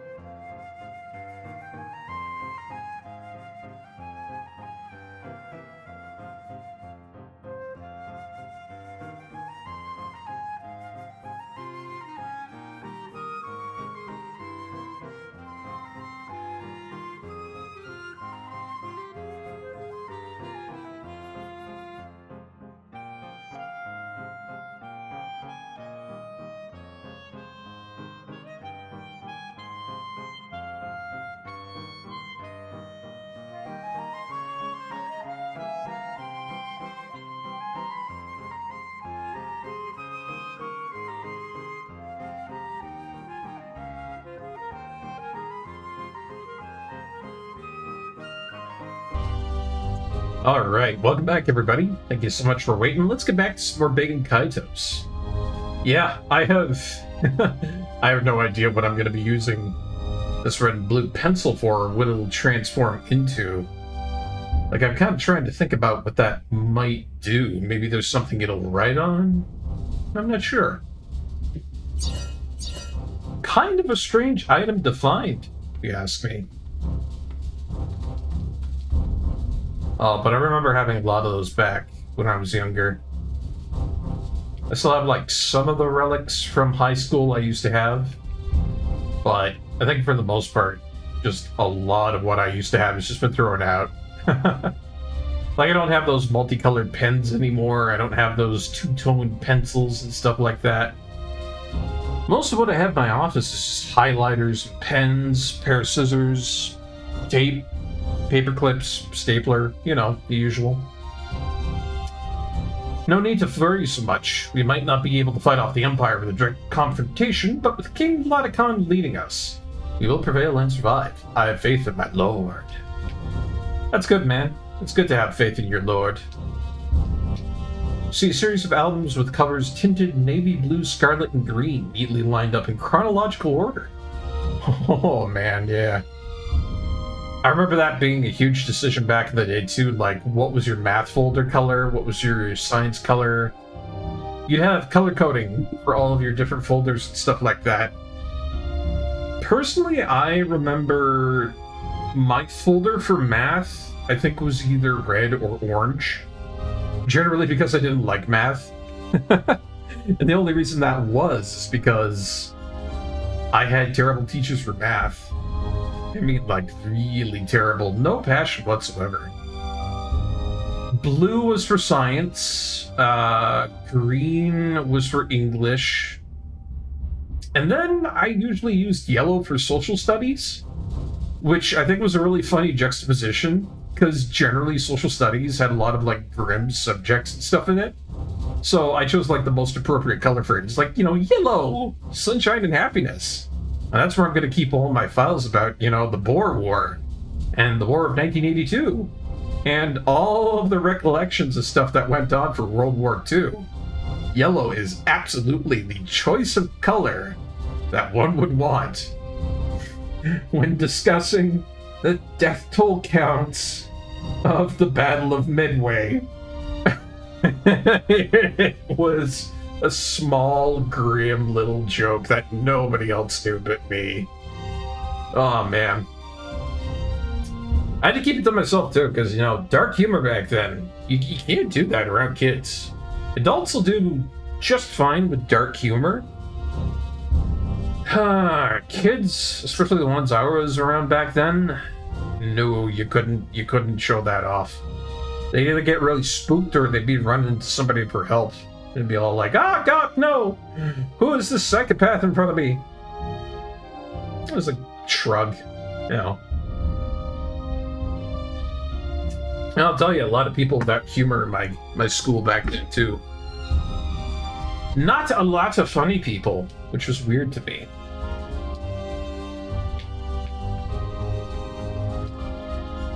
See a picture of twin girls. They're smiling innocently while riding their father's shoulders. Oh, that's sweet. This is nice. That makes me feel warm and fuzzy inside there. Good parenting in a photo in my JRPG, thank you. That's nice. Hey, don't worry, I'm here to protect you. Oh, that is... Ah, ow, ow, ow, ow, ow. I'm gonna need some cream for the whiplash I just got. You know, I literally just inspected the photo not 2 seconds ago to the right. That was all like, wow, warm, fun parentage. And I come over here, and I'm literally getting thrust in the middle of a conversation where it's like, don't worry, I may be a small child just the same as you, but if some, you know, imperial guy comes up to you and tries to kill you, I'll throw my body in the way first. Aye. Plus, the knights in the castle are the best of the best. They'll make short work of those stupid soldiers. Grim. That's a little bit too grim. Just serious whiplash. Mayor, what do you intend to do about this? The king is in great peril. We just can't sit and idle and watch.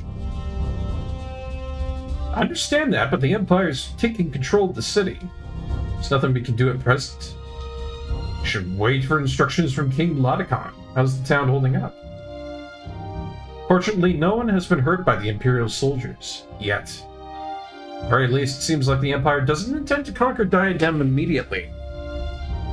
Yet what they are doing is totally barbaric. What reason could they have to send troops to Diadem? They claim we were planting a surprise attack on the Empire. Surprise attack on the Empire? Nonsense, I've never heard of such a silly idea. King would never do something like that without telling his people. Anyway, all we can do now is trust King Latikon and his knights and to wait patiently. And with Sheliak under Imperial control, we may be used as hostages against our knights in the castle. Anything could happen. We should be prepared for the worst. Brutal. Very, very, very brutal. Anyways, I bet you guys have all been looking at this door over here for like the past 2 minutes. Screaming on the inside. Please go in there, Barkeep. I want to see what's on the other side of the door. Well, I'm happy to tell everybody here in the stream right now that what we're about to do is not go in the door, but leave entirely. Sorry, you don't get to see that. No, I'm kidding. I'm kidding. We'll go through the door.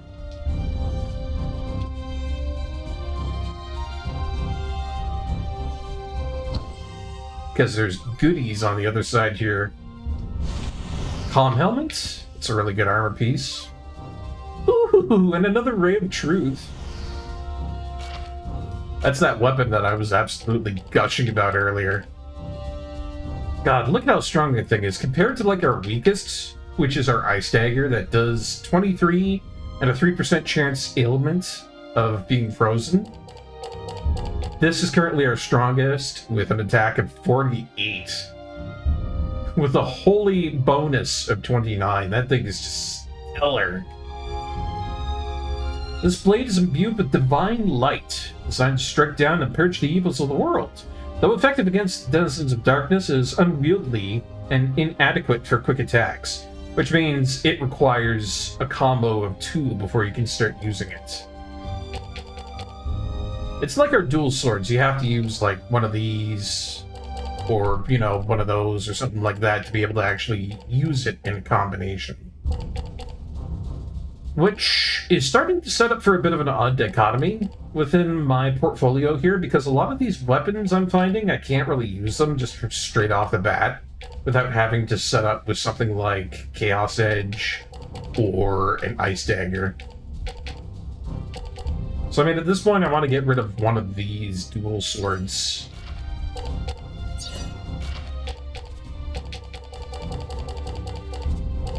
Which is probably what I'm gonna do. Because, I mean, otherwise I don't see any other way for that to be, you know, effective. It's going to be problematic.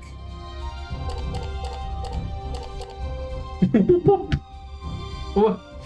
Are you saying that because you saw one of the things that was on there, Earthsunder? Like, is it because you saw this one over here for, you know, cooking tasty rice? Because otherwise, I'm absolutely flabbergasted at where that came from. Like, that's the only thing that I could wonder, because, you know, I was going through all my magnets here. I was just having a nice time. You know, things were good. And then, out of nowhere, you were like, I like white rice. And I just, like, slowly looked over at my chat and I was like, what are you talking about? But the truth has been revealed. We now know that Earthsunder is eating beef and rice right now. Let it be recorded in the YouTube VOD that our dear viewer, Earthsunder, ladies and gentlemen, is a fan of white rice. Let it be known. Let it be known.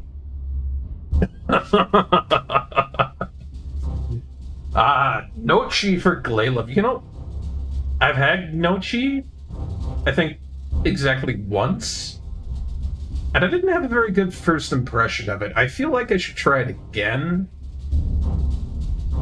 I'm not sure what you're supposed to put Nochi in, or if you're supposed to have it with itself, or if it needs, like, a sauce. I don't know. I'm confused about what you're supposed to do with it, but if I figure it out someday, I'm sure I could probably make something good with it, right? You know? First time I was home, I made a good Italian restaurant, and it was amazing. Been chasing that high ever since. I see. I agree, though. I agree. Once you get the taste of the really good food that you like, you'll be chasing that forever, I tell you. I got the same thing with me and, rhubarb. Haven't had rhubarb in a really long time. You see a series of colorful pictures, some made of glass and others ceramic. Ah, another voice, Magnus. Not that I really like that all that much. It's Italian pasta, and you're supposed to put it in tomato sauce. Oh, I see. I get you. I didn't know that. I didn't know that you're supposed to put gnocchi in tomato sauce.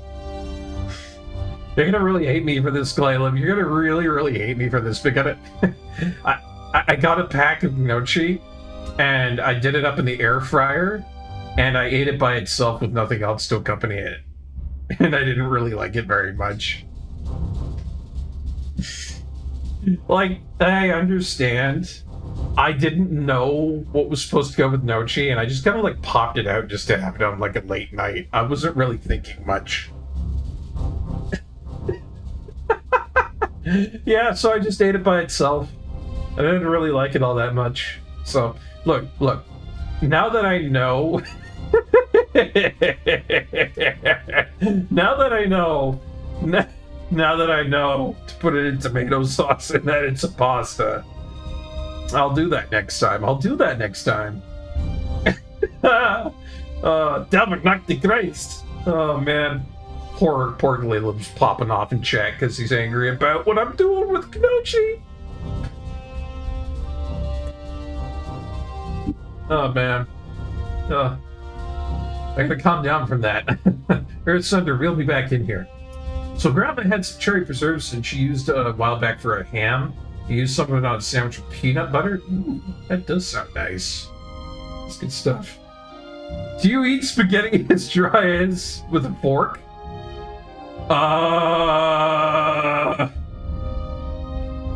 Okay, so listen, I was a kid. I was a kid back then, okay? I was a kid. I didn't know any better. But I did used to just eat raw spaghetti, like uncooked. Like, I would snap it off and I crunched it, and I liked how the crunch tasted. I know that's absolutely diabolical and evil, but that's something I did. I'm so sorry. Have I eaten garlic like an apple? Yes, I've done that too. I've eaten garlic just like an apple. I've literally just bit into it. And truth be told, I actually like it. I actually like it like that. Raw potato and cooked potato, I've also done that too. Everything that you're accusing me of right now, Glaylav, I've had a point in my childhood where I've absolutely gone off the rails and done that. I was a bit of a crazy kid.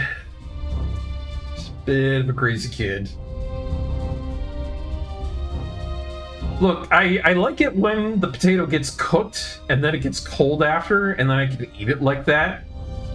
That's my favorite variation of the potato.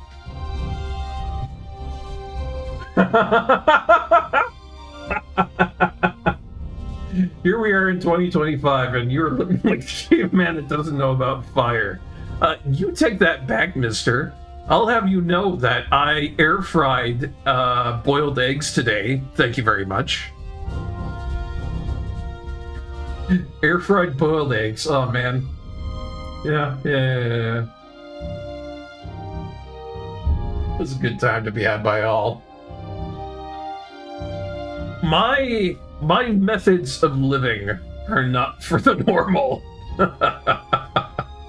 My methods of living are beyond your comprehension.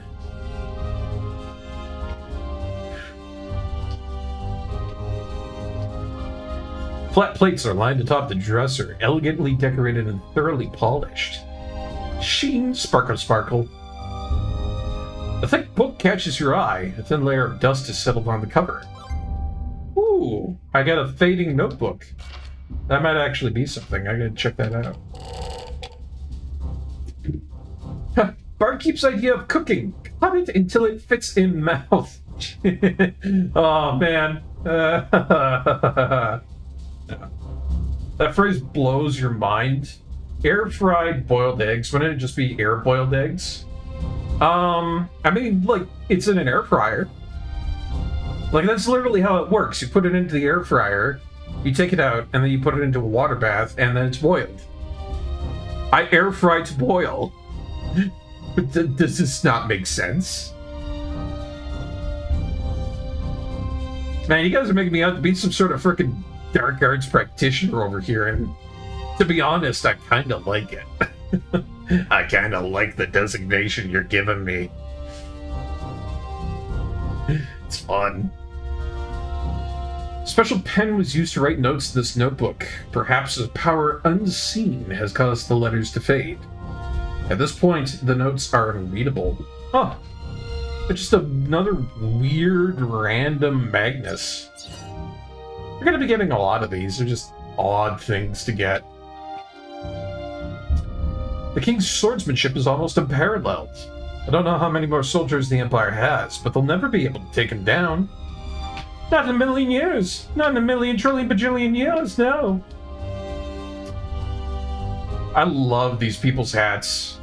Can I just say that for a second?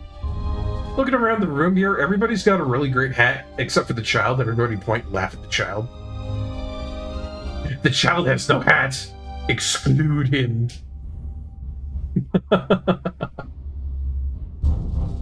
Oh, but I do love the fantasy hats that these people all have. You got your Cavalier hat over there. You've got your Cinderella magical lady hat. You've got a hat that looks like it's pie, and then one of those fanciful top hats with scruples in it. You gotta have scruples in your hat, otherwise you're not fancy. Well, we knew this would happen. The Empire would do something like this sooner or later. Relations between Diadem and the Empire have never been good, but there haven't been any conflicts to speak of in the past 20 years. No one was prepared. No one but us old folks, that is. What you see now is the result of that. Dun dun dun! Give me a Gandalf hat or a BB hat. You get Greythorn, or Sunder. Squeak. Squeak, squeak.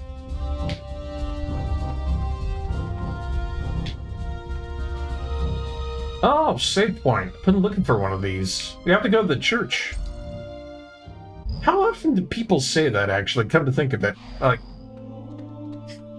just straight up say, we gotta go to the church in a live stream, and then just like, that seems like completely an ordinary thing that anybody would say. I only have one piece, but every time I give him a piece of that star map, we get very nice things. There we go, there's our little Cygnus down there. Yada yada yada. Good stuff. What are you gonna give? A shish kebab medium? Well, sheesh kebab, man. Would have thought it would have been a little bit better than that, but fine. Fine. I understand. And in fact, I actually laud that. While you do get some very powerful things from this man, if you restore that star map, I'm glad the pacing that they give it to you at is just kind of nominal, to be honest. They're not throwing the most powerful things at you in the game just right away. They're tempering it. It's good pacing. It's a strong card because it comes drenched in enough garlic sauce to qualify as a weapon. I wish.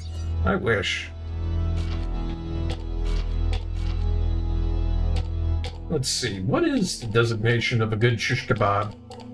Fire and fresh vegetables and little meat seasoned and roasted to perfection on a skewer. Can only be used in camp, but it is a nice recovery item. We've also got chestnut truffles that are really, really good for curing poison.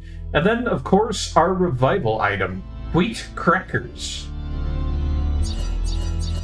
Somebody gets incapacitated, you just shove crackers in their mouth. It works. Just trust me. Hello, priest. I would like to pray to the power of Jesus Christ.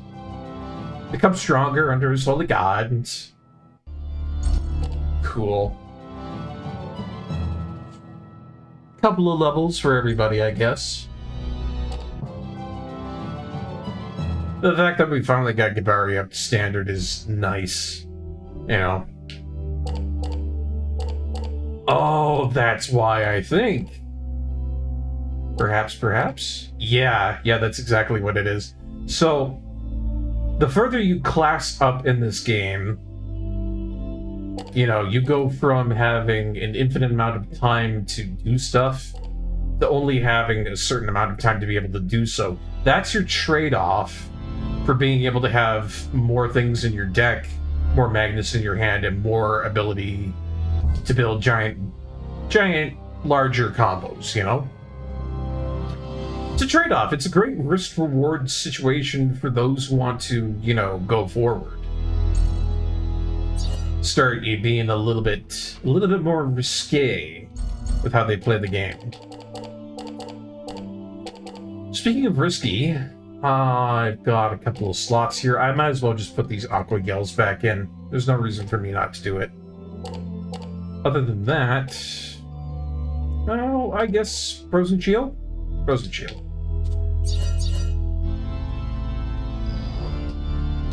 I got 2 strong attackers on my front row, and I'm feeling good about it, guys. I'm feeling good about it. Hey, how you doing? You there, you're not from Diadem, are you? You came at a bad time. I don't care with you travelers, stay right where you are. Could it be? Could it be that every soldier here has unique dialogue? Yes, they do. They did not cheap out on the dialogue, I'll tell you that right now. It was hilarious the way everyone panicked when we arrived. Running all over the place like headless cluckers. That's euphemism for chicken. That's probably what they call them in this game too. Oh, I'm glad I was born a citizen of the glorious empire. All hail to Emperor Gelderblame. What better way to show my gratitude than to serve the Emperor? Holy crap, Batman, can you say brainwashed? Whoa, man.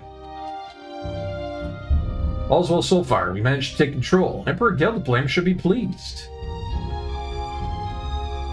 I'm warning you now, don't try to leave this town. Chiliac is currently under our imperial control. Stay put if you know what's good for you. Punk. Okay, Messiah. Ooh, yeah. Ah, whoa, hold up. There's Sunder, did you just make a Shimigami Tensei reference? You did, didn't you? Oh, wow. I'm impressed. Mr. donated his whole paycheck to the church. He probably did. Like, let's be real. He probably did donate his entire paycheck to the church and more. Dude's just spouting off left, right, and center about how much he loves the Empire. It's not going to be good for him at the end of the day. Those are the ones they set into the fire pile first. You know, the burnings and all that. It's the Zealots. The Zealots always get the worst end of it. I know it's my job, but standing around all day really takes a toll on a man. We don't even have a chance to go get a lousy drink of water. Hey, you got something to quench my thirst? If that's the case, hand it over now. Have a cloud. Man, I kinda wanna see if I can't get some water somewhere. Am I able to take it from here? Just give him this. No, says game. And I'm not able to leave either, I don't think. Oh, I can leave. Oh my god. Oh my god, guys, this is big. This is really big. I didn't think I could actually do it, but they let us. Because not only is there a guy over here that's absolutely screaming his head off about the fact that we have left his sons to die in a river,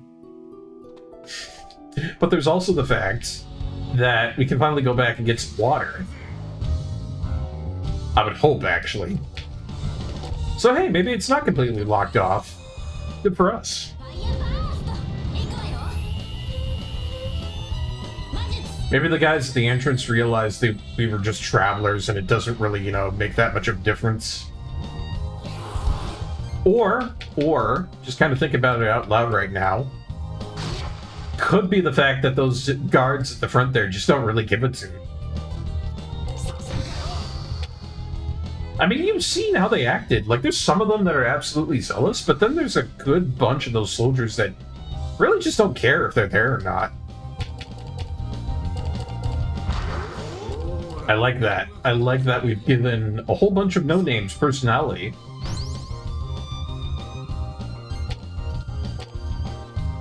It's charming, if you ask me. And a lot of games just don't do that. Speaking of thirsty in Zelda 2, this one was like, I'm thirsty! Literally walked 3 steps away to the fountain and got water. Yeah. She's silly like that. And I saw that too. You've been playing a little bit of Zelda 2. That's one of my very first games. Had that way back in the day. I also played it on the channel here. Had a really good time playing, I guess it was like a modded version of it, I guess? Hey, how do I get down here anyways? That's the question. Yeah, it's one of the cards I actually physically own. Oh, there's their drowning child. Oh my gosh, all the way over there. Hey, how do I get down to your child so that he doesn't die? That's kind of what I'm trying to figure out. Oh, wait a minute. This is the Celestial River, so I would have to go to the Celestial River. Right. That's what I need to do. First games were Super Mario Bros. 2 and 3, Mega Man 5, Kirby's Adventure, and Adventure Island 3. Ooh. That's a good selection of them. I had hockey, Super Mario Brothers 1 and 3, Duck Hunt. I own a Rob, which means I have Gyromite. I have Power Glove. It's an actually working Power Glove too. I mean, the Rob doesn't work anymore, but the Power Glove does.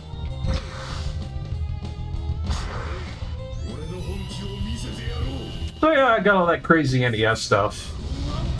Oh, what else did I have? I got Dino Riki. Dino Riki's a really hard one for the NES. I don't recommend playing that one. Like, if you can get it down the first couple of times, then you'll probably not have an issue, but Dino Riki's a hard platformer.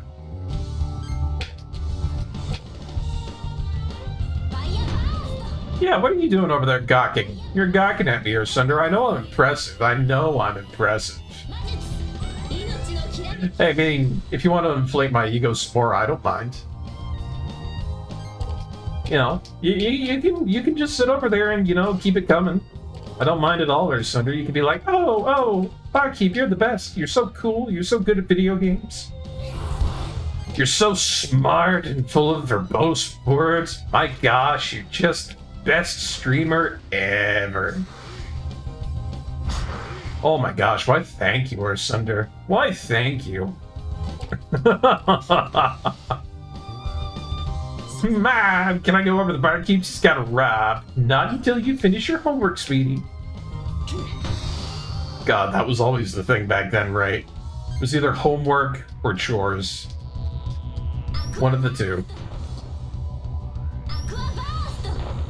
But I tell you, I do miss those days, and that's why I like streaming on Twitch, because it kind of has a little bit of the emulation of the old days. A little bit of the emulation of the old days. Sit around, you know, pop open that chip bag, get cheesy dust on all your controllers, absolutely freak out when you unlock an extra level in GoldenEye 64, and absolutely down a 2-liter of, man, what do they call it? Mountain Dew, yeah, Mountain Dew, jeez. For smack.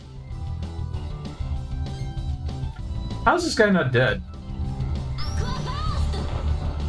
Thank you, Shella. Thank you for answering my question to that.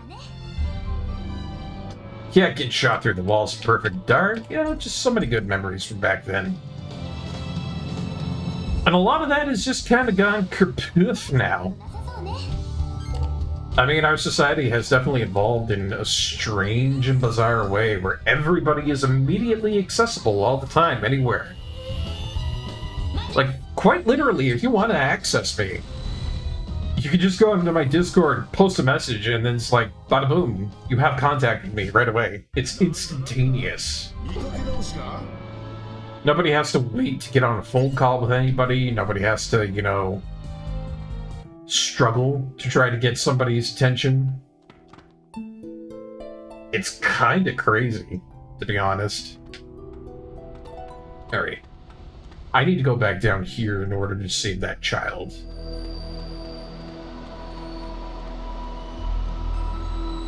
Oh yeah, and I need something to be able to, like, you know, fill up this gap here. Like a rock or something? I don't know what it would be. I only got like a pebble and stuff like that. Yeah, I agree with that. It's definitely something that I try to do as well, here and there. You know, there's definitely some days where I try to just not talk to anybody whatsoever.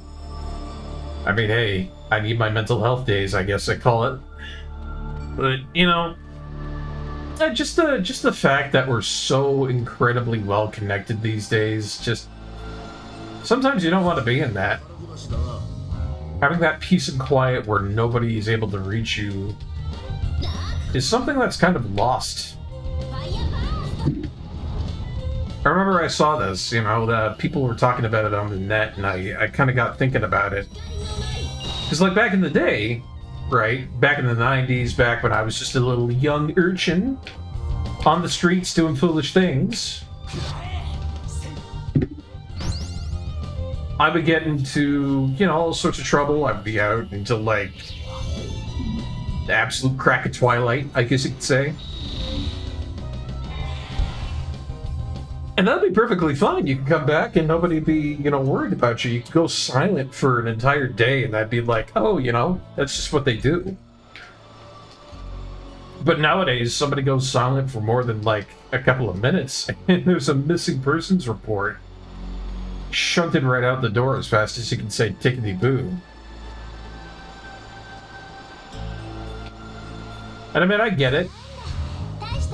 The world isn't how it was a whole long time ago. It's been, you know, 20 or so years. But, man, times they are changing. So yeah, it's good to kind of get away from all that connectivity. Oh my god, please. With these crappy hands, I keep on getting crappy starter hands here. It's not good.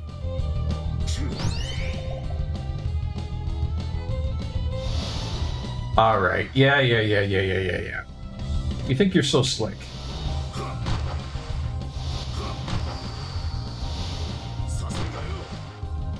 Watch me wallop one of these frogs with Gabari right after. It's gonna be great.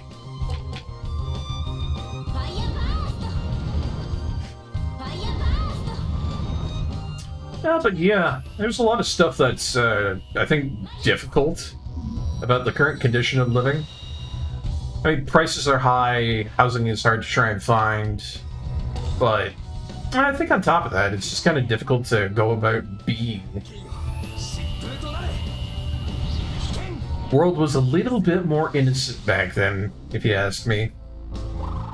Had things on TV like Gilligan's Island, and now you can pop open anything on the boob tube. And, you know, there are programs where people are not afraid to just straight up go nude. Or just, you know, starts... Oh, jeez, excuse me. Caught me off guard with a sneeze in the middle of my rant there. Jeez. Cheese! Cheese! My milk has turned into cheese, and it heals even better now. How about that? Anyways, where was I before I sneezed like a dope? Oh, yeah. It's, yeah, I feel like things were a lot more innocent back then. Like, you can even see it in, like, the programming that gets, you know, put out today. A lot more innocent back then. And then, you know, these days you have a lot of risque stuff going on, you know. It's kind of like what Family Guy says. All that sex and violence on TV. On TV.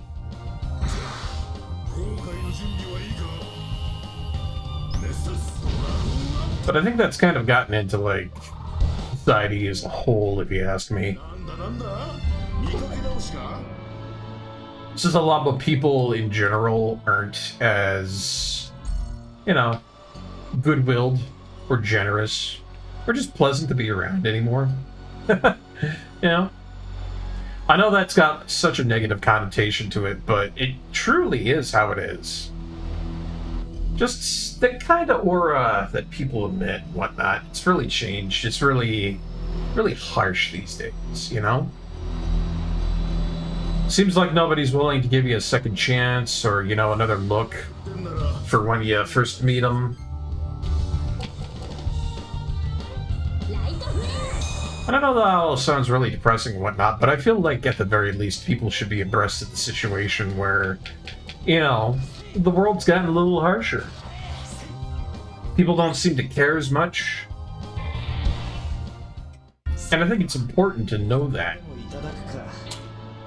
Not because it's just, you know, doom scrolling or anything like that. No. I think it's important to know that sort of stuff so that you can avoid it. What a crap hand. Come on. No, but I digress. Like I was saying there, it's important to know that sort of stuff so that you can avoid it, you can, you know, deal with it better. Better to be abreast of the situation somewhat than to be completely ignorant of it and then fall for it. Which absolutely does happen, you know? A lot of people out there claim ignorance is bliss. Not so. Not so. In some situations like this, especially when it comes down to social dynamics, I feel that being knowledgeable about what's going on in just the entire current range of society right now is more helpful to yourself as a person than it would be than to just kind of like keep it out of sight and out of mind. Like, there are definitely some subjects where that is applicable, I feel. At the end of the day, I think it's probably a good idea to do that for things that are, you know, generally constantly harsh. Say like politics or religion or something like that, you know? But, you know, otherwise, probably not a bad idea just to know about stuff. It's all about that balance, you know? They weren't wrong about that. Those monks were not wrong when they said balance is key. Not that I really subscribe to any of that sort of stuff myself, but, you know, just for general living, I think.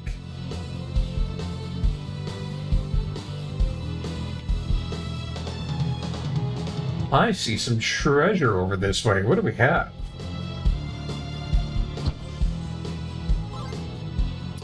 Tata Magnus Streamblade. Not really all that useful, but I guess it's an upgrade to what Gavari has. I'll swap out an 8 for a 2-3. That's pretty good. Had some VOD mutes on some of your videos, fought them and they were immediately fixed. Yeah. I've been hearing there's a couple of rappers out there that have been really fighting to try and get, you know, mutings onto videos and whatnot. But I generally don't have that much of a problem these days, I think. Try to stray away from a lot of the mainstream stuff for music. You know, homebrew. We were really lucky to have that one user that was making stuff for us back then. It's kind of sad that they're gone now. Hello, tiny child. I'll save you from drowning. Help, help! The kid is drowning. What are we gonna do, Barkeep? Leave him to die. No, I'm kidding.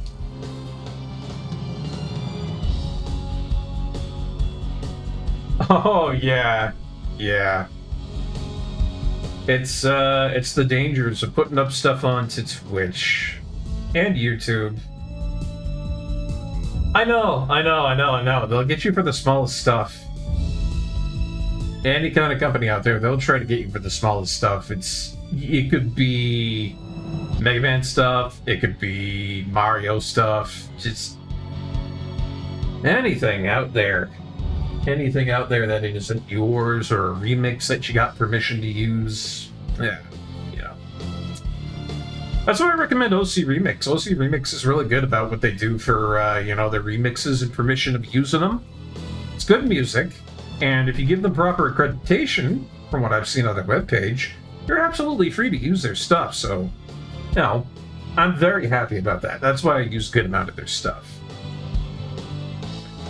It makes me happy that I can avoid that, but still, even at that point, when it comes to YouTube, there are definitely VODs out there that I've had where they'll get copyright claimed, and there'll be no effect to it, so that's perfectly fine. But on the flip side of it, it's still like, this was in a video game. Why are you trying to claim this? Very, very nonsensical at times. Yes, I'm looking for the blood relatives. Grandpa Kuzman. What a weird name. So, who are you? Who art thou? You art a grandson. Oh, 2 grandsons. Right. So, he is the brother of Rusta. This is Fisherman. Now, less smart than his older brother, though he always wants to prove himself better. Yeah. And off he goes. We have saved the children drowning in the lake. It's a good day for the day. It's a good deed for the day. Yay us.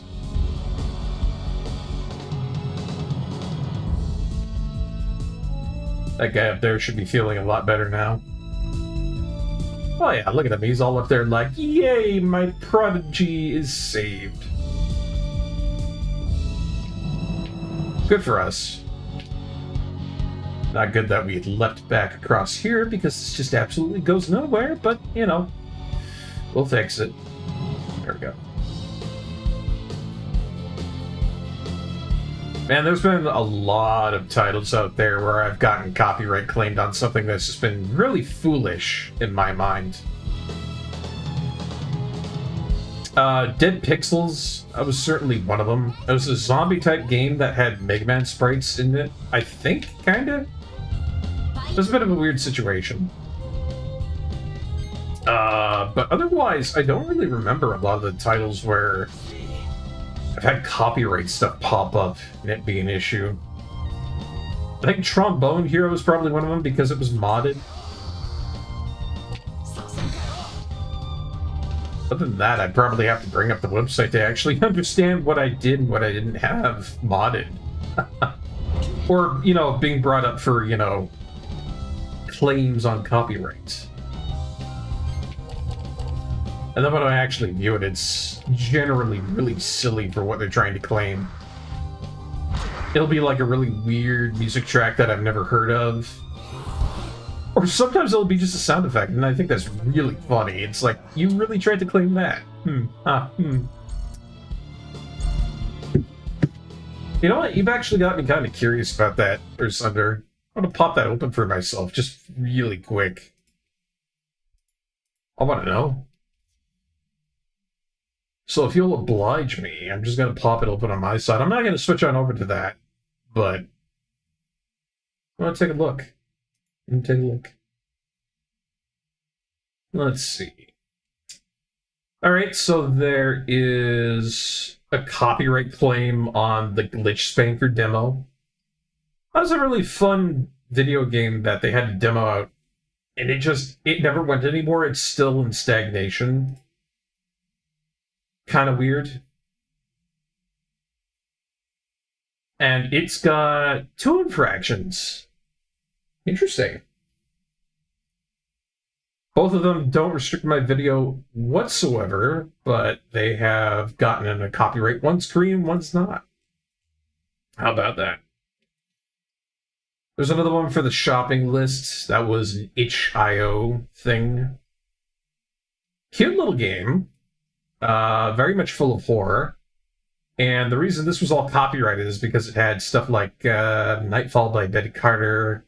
Just a lot of stuff is like old music that was very much copyrighted by people. I mean, great that it's, you know, there's no problem with it, but a lot of these indie games, you know, now that I scroll through here, it's mainly indie games that are all getting, you know, caught. Should I blame the indie games for that? Maybe.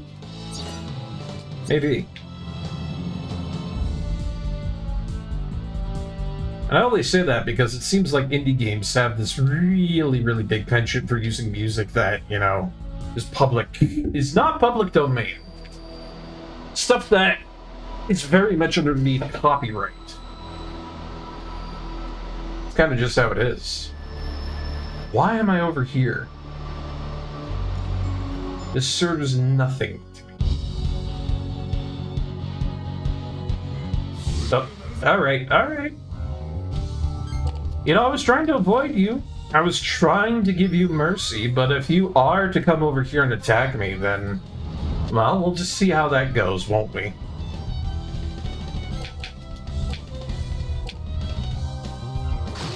Survival is not the strongest thing in these Stingers books.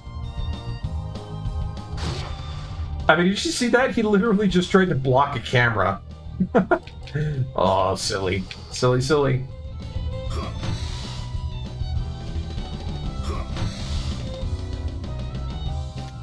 Alright, what else you got? Yeah, these things have become really easy. It's kind of funny because just not that long ago, these things were absolutely kicking my butt.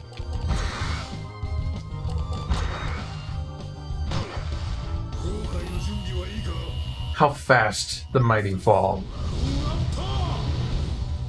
You used to be so great. Now you're getting served up on a plate. Ha!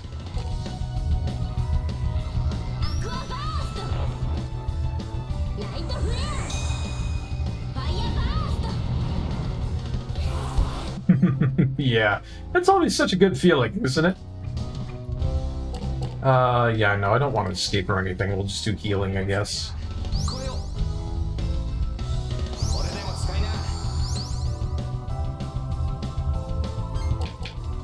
Not that it's really a perfect chance to, you know, do much with these. I feel like the EXP rate really does scale when it comes to these old foes. Like, it would have been really useful way back when, but now, not so much.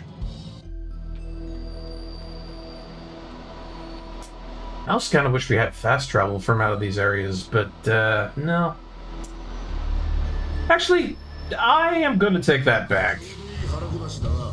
As soon as I said it, I knew it was kind of wrong, you know? Me wishing that there was fast travel for going through these areas. No. Most, if not all, of these areas are really well pathed out. And then on top of that, they're also really beautiful to look at, so skipping them would be stupid. You know, I'm just gonna straight up and out say that.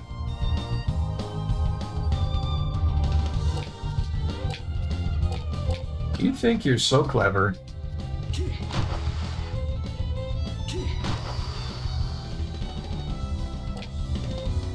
Alright. Yeah, I don't have anything for that last one there, that's fine.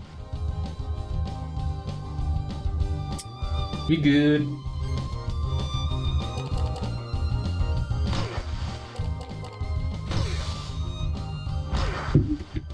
But I'll tell you, I'm very happy to be back to playing this game. I feel like it's been such a long time since I've last gotten a good big Kaitos stream in. Sometimes it's not the easiest to get a JRPG in during the week. Oh yeah, I got that Net Knights demo that I need to work up on, get that all sorted out.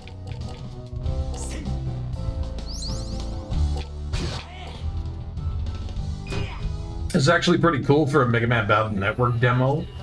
I don't know if it's still in production. I would hope it is, considering the fact that I kind of found it on just doing trailblazing with indie products. They've got the demo on Steam. And personally, I thought it was a really good system, if not a little bit rough around the edges. Like, the character models are in desperate need of an upgrade for art. And I guess some other stuff kind of does feel a little bit clunky at the moment when it comes down to it. But the battle system and the music are really great. And they've definitely got the right idea for, you know, how the game should play. That being said, some of the writing is kind of, it gets a little bit much.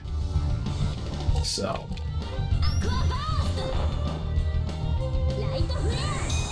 It's one of those things that I hope we'll see a lot of improvement on.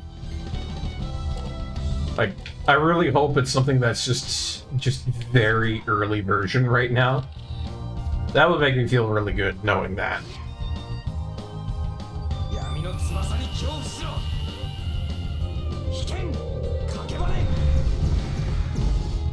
It would be nice. Because I know they've got a Kickstarter up and everything. The only problem being is that if it was a dead title, that would be really big. Because I put in all that work into, you know, really showing it off, so... Love hearing your adorations of this game. Oh, just, there's so much of it that's so good. Just everything is done right for Sunder. I really don't have any complaints anywhere right now for Baten Kaitos. A lot of people out there say that it's a very, very bold claim for me to make, saying that this is probably one of, if not the best JRPG of all time. But there's a good part of me that just doesn't care. You know? Everything is very clear-cut, very easy to understand, very easy to access. And this is beautiful for a GameCube game. Like, do not get me wrong. This is gorgeous to me. I think it really exemplifies how good the GameCube could be. And the fact that they just added all of these really wonderful, good bits and bobs left, right, and center, just to really make the HD remake perfect. That makes me happy.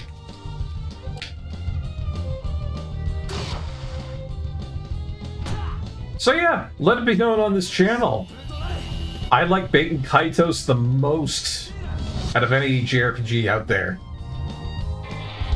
It's simple, it's straightforward, it's elegant, its writing is beautiful and complex. What more can I say? It is a gorgeous game. Kind of on par with, like, Bravely Default in some areas, I would say.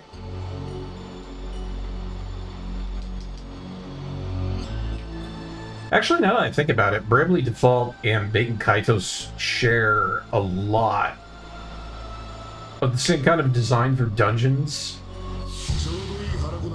Not very straightforward, very windy, complex in its pathing.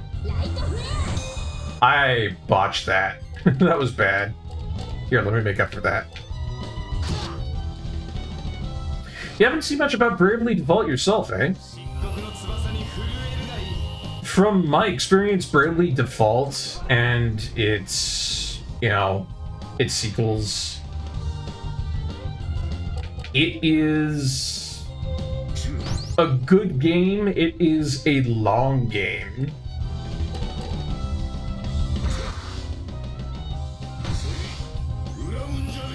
Yeah, it definitely is a very long game.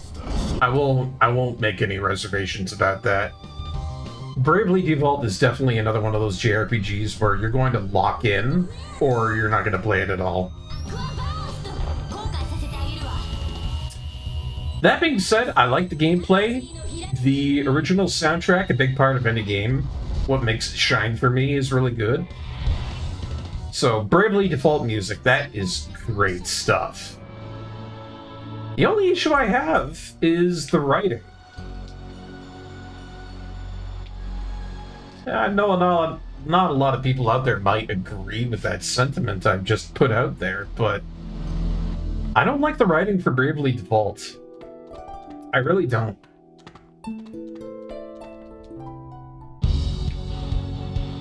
From what I have experienced for Bravely Default's End Lair, being the sequel to the first one, and then Bravely Default 2, it was just really not that great written in a lot of large, important segments, and even to the sequels, I really didn't see much improvement in that. I mean, there would be a lot of situations where the dialogue would just feel unseasonably childish. I mean, to the point where I would get completely upped off of it. Just... there would be some situations in the dialogue in the story where I would be completely turned off of what was going on because they really do have a bad tendency to follow common tropes that have been overused.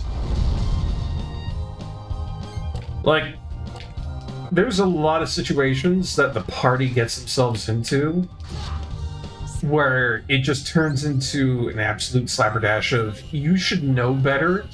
You've had this happen to you occur just like 50,000 times in a row. And yet the party is somehow blind to what, you know, the villain of the week is going to be doing. Like, it gets to real stupid levels of just not understanding what is going on. And then they've got that anime habit of just having, you know, voice line tropes in there. There's one character that does basically the equivalent of the cute anime Tutoru from Steins Gate or Nico Nico Ni, and I hate it. It gets under my skin. And her trying to be a fierce warrior, I cannot accept that when you've got her making stupid noises on the battlefield. That's just... no, you don't get it. You're not allowed to have that kind of like a big trope of like, oh, this is strong, you know, combat heavy character. And yet at the same time, she's going and making, you know, these verbal takes left, right, and center. No thanks. I hate it. No more. Stop. So, on the whole, I like the games. Great gameplay, great music. Hate the writing at some points. Not to say that all of it is bad, but there are a lot of places where the writing could have been better. And that's a shame, because just like Baten Kaitos, that is a story-intensive title. JRPGs really suffer when they don't have good writing. Which is why I like Baten Kaitos so much, because the writing is... it is grounded in realism. I mean, so far, I have so many examples of how good the writing in Baten Kaitos is that we could just go on for hours if you were to give me permission just to talk about it. You know, just the fact that, you know, Callus over here decides that, yeah, I'll snoop. It's a good idea for me to get information because I'm heading into a dangerous situation. Doesn't even have to say anything about it, but just goes and does it anyway. That's smart. Gabari over there, Fisherman, not paranoid or suspicious about anything, actually has a really good level head. Makes me happy that they canceled out that trope. Really does. You know, Shella, while having a bit of a savior complex, is not completely overshadowed by that. You know, there's a lot of poor princess types in video games where their entire personality is overshadowed by the fact that they gotta save the world. That's not Shella. She actually does have a head on her shoulders. Alright? And just a lot of the dialogue here is very consistent with what's going on with the world building, you know? Like, there's a war going on right now in the castle town of Sheliak. People inside are understandably terrified. There's, you know, kids making promises to save, you know, their sisters. The women are worried about their husbands being, you know, knights and all. There is an actual din of war going on within all that dialogue. People are worried. People don't want other people to die. They understand that this is a situation that will result in death if things go sideways. That is, to me, mature dialogue that respects the intelligence of its viewer, of its player. And personally, I'm quite passionate about that. You know? It doesn't have to be a certain age that you can give somebody good, fulfilling, respectful dialogue in a JRPG. Like, 5, 10, 15, 20, 30, it doesn't matter how old somebody is when they're playing the game. Just give them sustenance. If they're going to play a JRPG and they're the type to play a JRPG, give them dialogue that is fulfilling.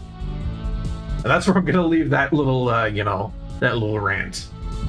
Because we have the break coming on up here. We have saved the kids of the man with the bracelet. We'll see how things are with him after the break. But for now, I'm going to take a little break, get myself some more water, and when we come back, more Baten Kaitos. See you soon.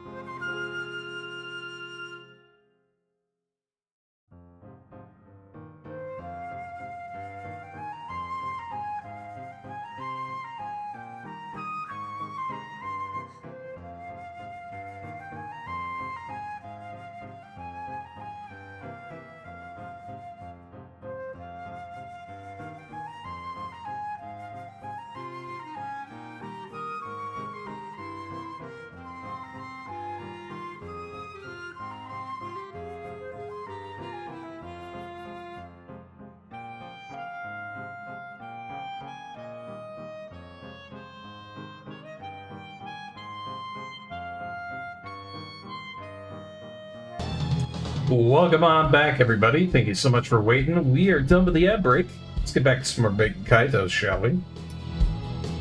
Before that, I have a big old message from Glayla here. Let's see what we got. Strategy RPG with a weird but good fun story is Chroma Squad, where you're a bunch of stuntsmen from a Sentai show, Power Rangers, yeah, that sort of thing, who get sick of their abusive producer and leave to start their own shoe on a shoestring budget released from the internet. Oh, gotcha. Yeah. Huh, that does sound pretty fun. I'd have to take a look at that later on, Glayliv. I think I'll probably look at that, later. You want to post more about it in Discord? I'd love to see it. Oh, that is fun. Look at that. Obvious buckets for helmets and everything. That looks nice. That's got a good style to it, too. That's very, neo-retro, from what I know it as. Neo-retro being the colloquial that I usually use to describe things that, they kind of have, like, that sort of retro look to it. But at the same time, it is just a very shinied up kind of, pixel vibe that they got going on these days. It also harkens up to older shows and games. Oh, very nice. So we got a lot of references stockpiled into there too, I'd imagine. Ah, travelers, how can I ever thank you with saving my son's lives? I owe their lives to you. Yeah, Kuzman, you gotta go back there.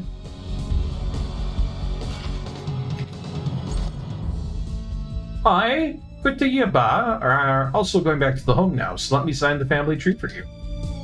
What is with this family and frickin' weird names? Obtain all the signatures from Taimiya's bloodline. Hey, I finished one. Very cool. I wonder if I get something interesting from Kuzman if I were to be able to go back there. Other than the achievement that we just got. Very happy about that. Thank you for yourself. I'm so overwhelmed with happiness that you saved my boys. But I'm feeling pretty good about that too, man. So you pick the actors for all 5 members, and there's a ridiculous amount of options for the obvious XPs of action characters and random mascot animals. Aye, you got me sold, Glayliv. You have my attention. Now you have my curiosity. It's a little bit backwards from what most might expect. But it works. Phew! Nothing like a Greythorn bullet straight to the face. And this is all healing crap on Callus. Seriously?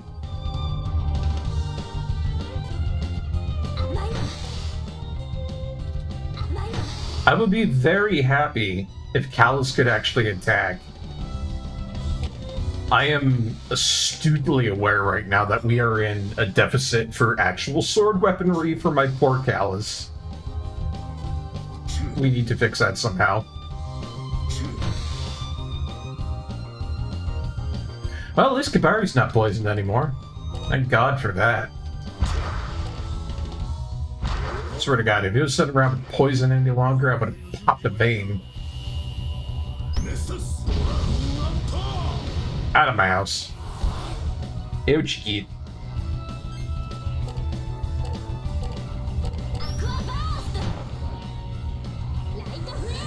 And what is with these guys today? 69? GG's in chat, everybody. GG. Nice. Still, I feel like these guys are blocking pretty much everything I got going on right now. It is a nuisance. I do not like it.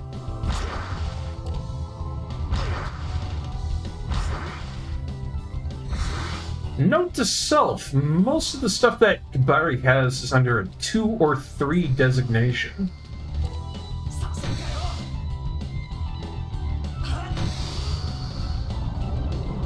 That being said, we're up in 7, 6, 8, and 9 for Callus.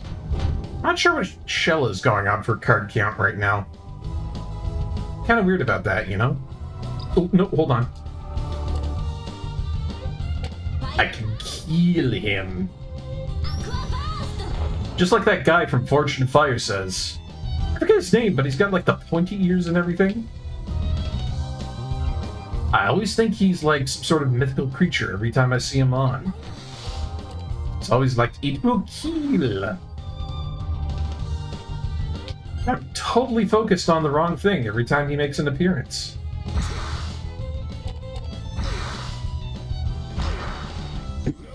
It's like, you got one guy out there that looks like he's a sheriff from back in, you know, Western times, Wild West and all that. You got the one dude who has the biggest ears I've ever seen on person. And then it's kind of a crapshoot from there. You might have, I don't know, just a regular Joe, regular Dave. Or there's that one guy who is an absolute psychotic man when he takes weapons and starts smacking them into, like, ropes, watermelons, pieces of meat. I totally forget that guy, but he is an absolute psycho when it comes to testing out weapons and fortune and fire. I like that show, by the way. It's a really good show. Hey, can I go back to Nashira? Via the secret passage. Oh, you are too kind, game. That's nice. Oh, that is just really nice. The fact that you can go in and out of these villages, but you have to do it in the smart way of using the secret passage, because that's how you're getting in and getting out. Oh, it's sensible. It's so sensible.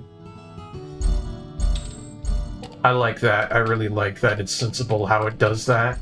Oh, I'm so happy.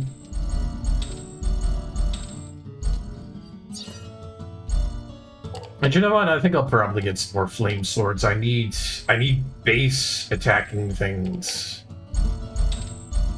Has to be a baseline of being able to attack, because we are crippled in our method of attack. We're a main blue boy here.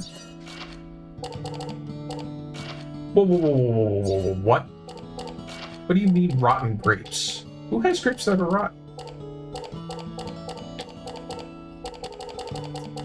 So yeah, 28 and 28. To be honest, I don't really like these dual swords anymore. I'm better off having flame swords in there to, you know, make up the diff.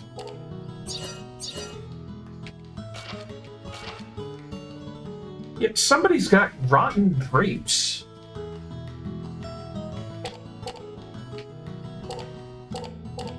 And then it looks like the notebook that I had there turned into a blank notebook?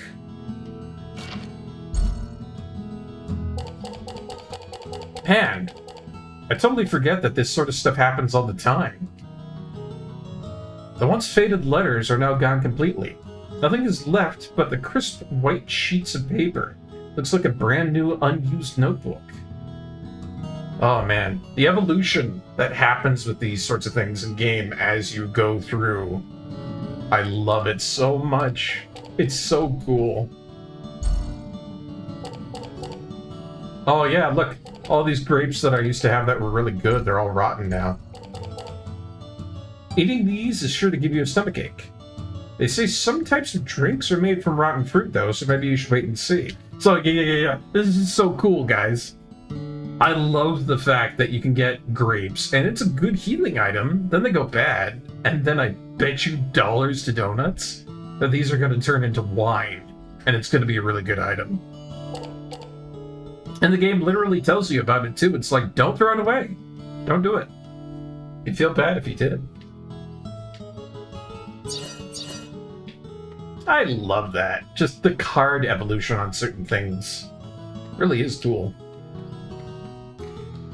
Oh, right. We came back here because I was looking for a source of water. Yeah.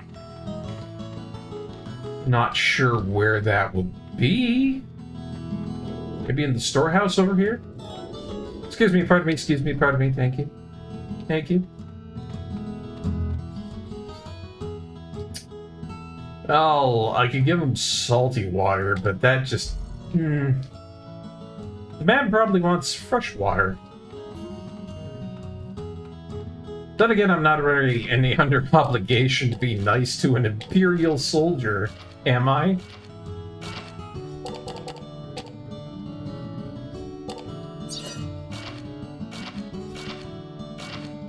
Let's see, what do we got here?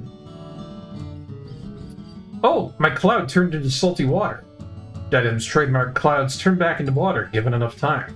The original clouds contained salt, hence the salty taste of this water. Yeah, don't need that anymore.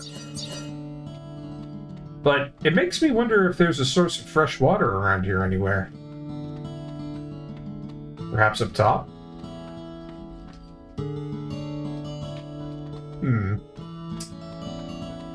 Wouldn't probably be up there. Too bad. There's got to be somewhere around here that has fresh water as a, source that I can get it from.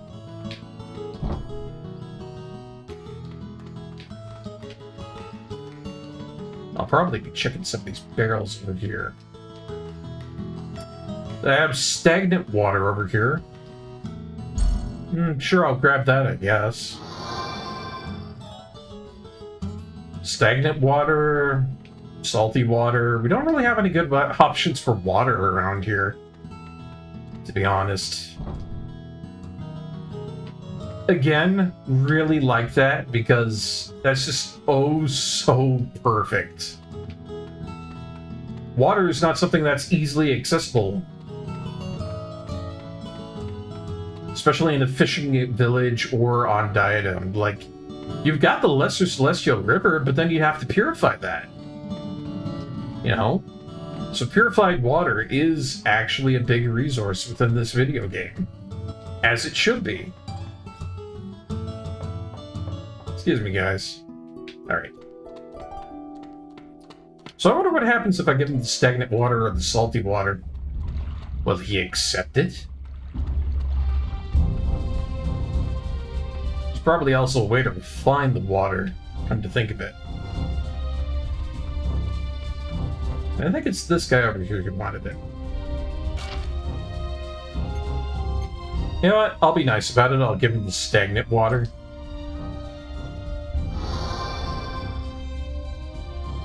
Yeah, what did you give me? My stomach is churning. Hey, this is stagnant pond water or something. Suppose I can't expect much from a simpleton. I won't ask you again. I'll get lost. What are you staring at? You look like you're wondering if my stomach is set. Fool, I'm an Imperial soldier. Got it? Now get lost. Oh, so that locks you out of that forever if you don't have something good for him. I see. Not that I really cared. He's an Imperial soldier. What a rude, rude man.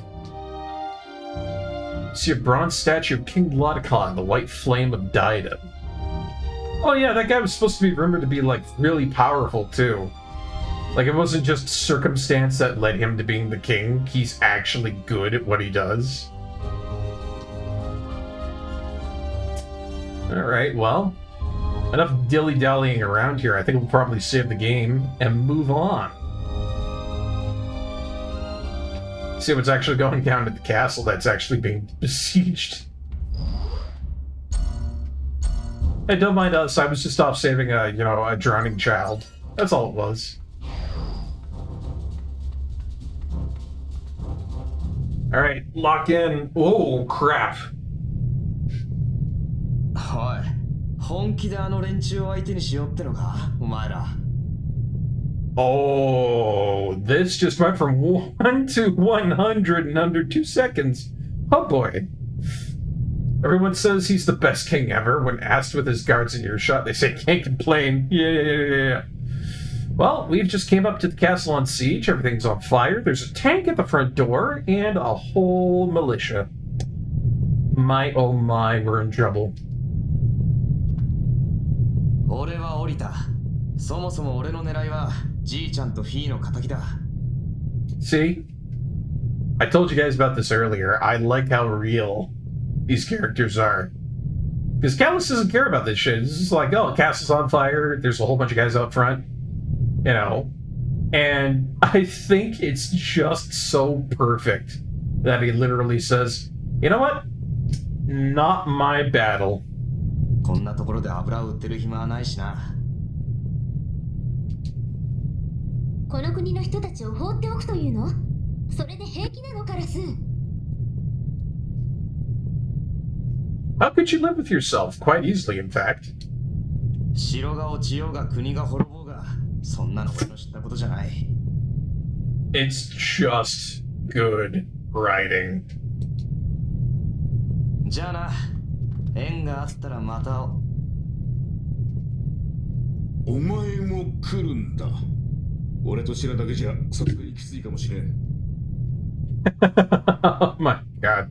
Literally straight up took Gibari to force him into it. お前らの助けが必要なんだよ。カラス。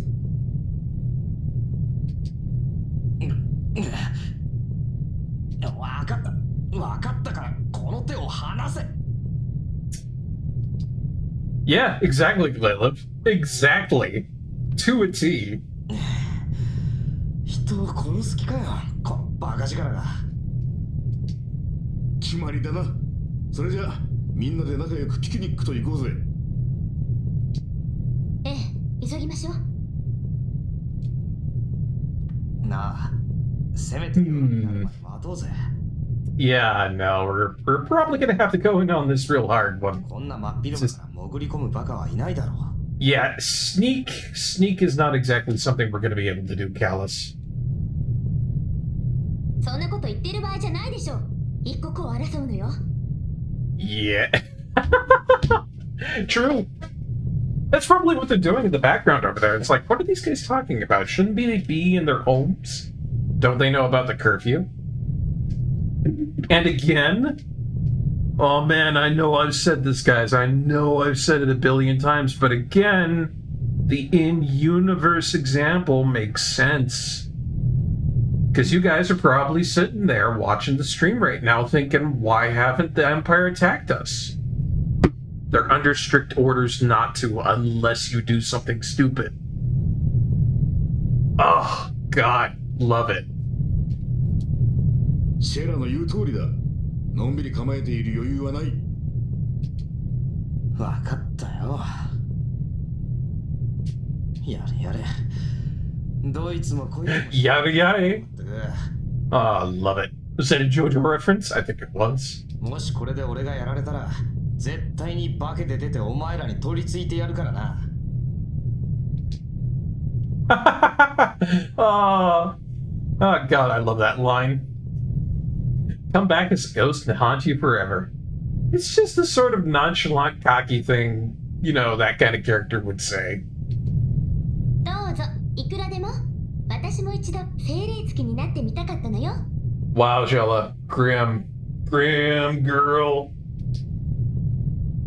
チェ、一度シェラに取り付いてやれよ。まったく。I mean, さあ、それじゃ実 can I do that? 城内に潜り込むかだ I'm が、 not sure. 城の周りは奴らに包囲されちまっている。 Alright. 港で小舟を奪って空から直接城へ乗り付けるってのはどうだ。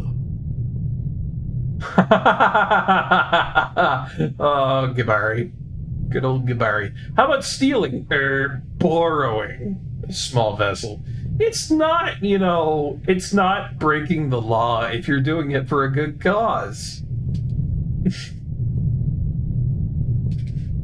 ええ、私もその案に賛成。オッケー。どうする？ What do I think about that plan? Do I have the option? So, I wonder if I actually have the option to just fight my way in through the front door, which Callus would hate that, and it would probably drop my spirit compatibility with him. Oh man, you know, I really am on the fence about this one. At the same time, I'd love to totally agree with Callus and be level-headed about the whole thing, but the fact that you get the option just to say, let's find our way in through the front door. Man. I'll resist it. I'll resist it just this once. It's really hard not to say things like that, you know? Nope, I couldn't resist it. I gotta say it. おいおい、それって本気で言ってるのか？ I had to. I know that probably just, you know, lowered my combat capability a little bit, but I had to. いくらなんでもそりゃ無茶だろ。ギバリの案で行くしかないぜ。 I'm sorry, Callus. I knew exactly what I wanted to do in that moment. We could have taken him. Could have taken him. ああ、この国を奴らの好きなようにはさせん。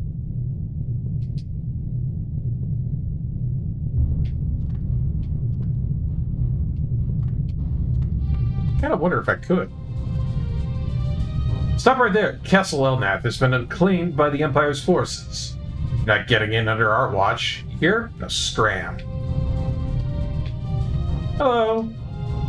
What? You think you have some special clearance to get into Castle Elnath?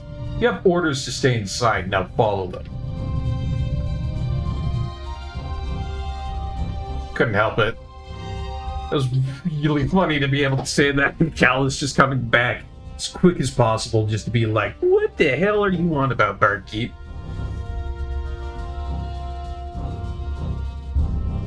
What is that? 小舟があるな。うん、ちょうどいい。 Imperial Pod. あの見張りはどうするんだ。隙をついて船まで走る。乗り込んでしまえばこっちのものよ。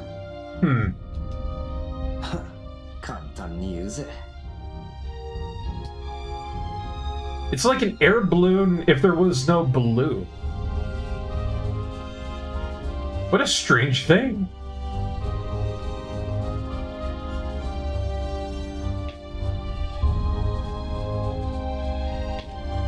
Whee! See ya. おい待て貴様ら Ha! Stole your thing. 悪いな、ちょっと借りるぜ。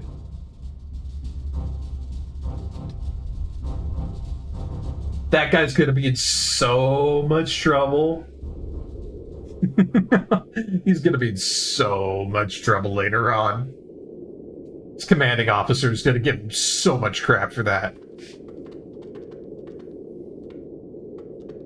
まずはレイドカーモを探しましょう。 Alright, on our docket of to-do list, find King Lotacon. I think that's fair. だが、城内にはすでに帝国軍が侵入しているはずだ。 Oh, we're gonna be fine on that. We're totally fine. Actually, I'm looking forward to whooping more butt with the Imperial officers. They're pretty darn fun to fight. Because they actually fight like actual soldiers. They have their modus operandi and how to, you know, act in combat. Kibari, you came. You really threw us for a loop coming in on an Imperial pod like that. The Imperial soldiers are already inside. I have to stand guard here. Please, you must go inside to protect King Lotacon.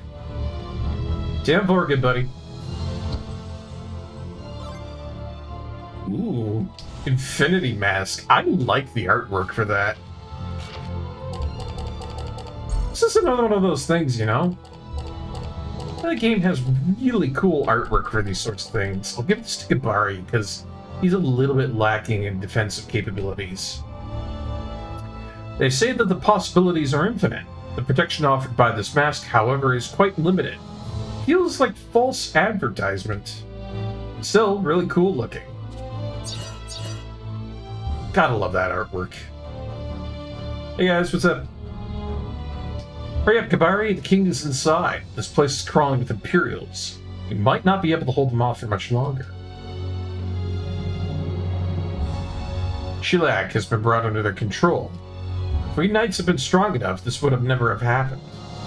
People have died and will never yield to the Empire, even if we lose this war. Never! Zealots on both sides, let me tell you.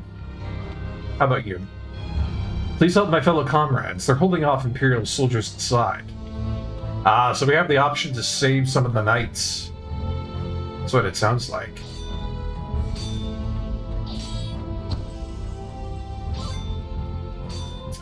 Tempted of Magnus Dark Sword.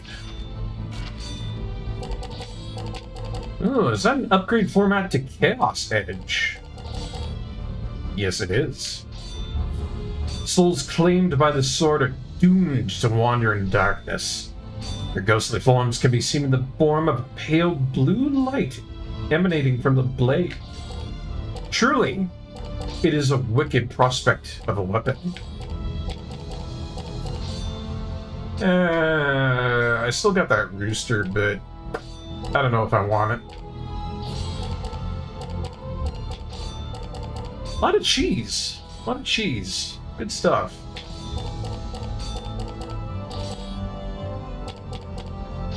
Let's see. I'll probably get rid of one of these ice daggers. They're not that good anymore. Switch that out. Would you like to learn how to dispatch the knights? Yes, I probably should learn how to do that. Okay, let me explain. If you go any further, you'll run into battles between the knights and the Imperial soldiers. Take these knights with you, you'll be able to dispatch them into those battles. The combined strength of the knights already fighting and the knights you dispatch surpasses the strength of the Imperial soldiers, the knights will win. However, if the knights' combined strength is below that of the Imperial soldiers, the knights will be defeated and the Imperial soldiers will then be able to attack you. Your mission is to avoid that situation and lead all the knights to victory. Ah, neat.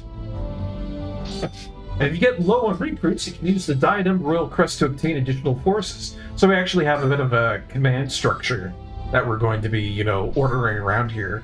Kind of cool, neat. I like that. Show the Crest Knights who have lost the will to fight to motivate them. Even though they may falter, it's only temporary. They're still the Knights Diadem, and they'll take heart and follow you. That's all the advice I have. Cool.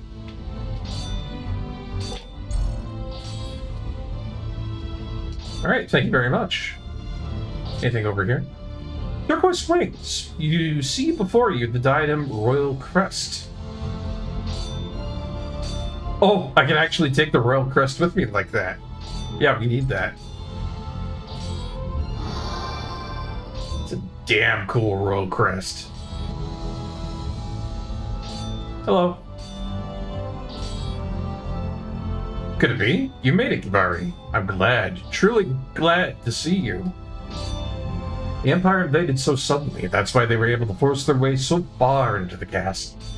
If this gets any worse, our king may be in danger. Can you manage to get to the king and protect him? My men are trying to stop the Imperials from getting any further inside the castle. The Diadem Knights are a proud bunch. They won't go down easy. But still, bad things can happen on occasion. I'll put 4 knights at your command.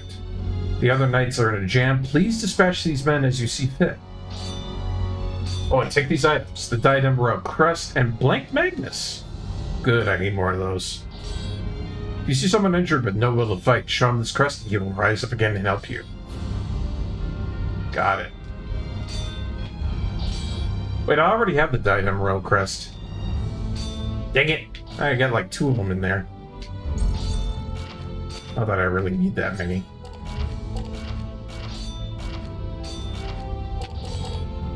Yeah, don't need that.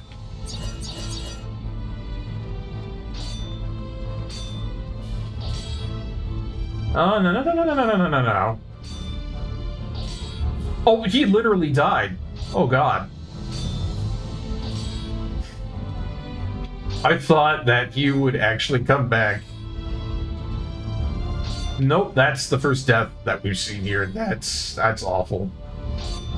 I mean, yay that we got Dark Flare level 2, but I didn't expect to come into here and see a guy just cark it. How grim.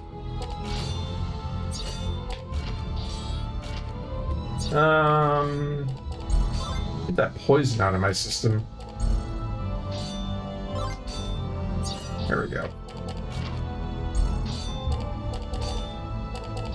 On top of that, we have a whole bunch of these really good magnets here. Put in another Dark Flare. I'm really needing Sheila to get up to like class 3 or class 4. Her small deck size is just lacking. It's really bad.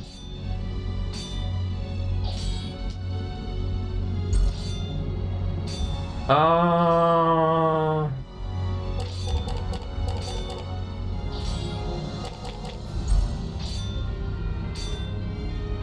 not sure what I want to send out to that. Maybe I should send out a knight or a senior knight, the first one there. set up a knight and see what a knight looks like. And I guess an apprentice knight, just to know what they actually look like.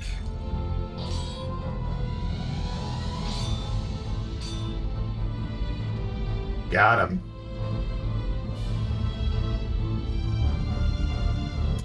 Thank you for your help. Please help our comrades. They're still locked in vicious combat further down.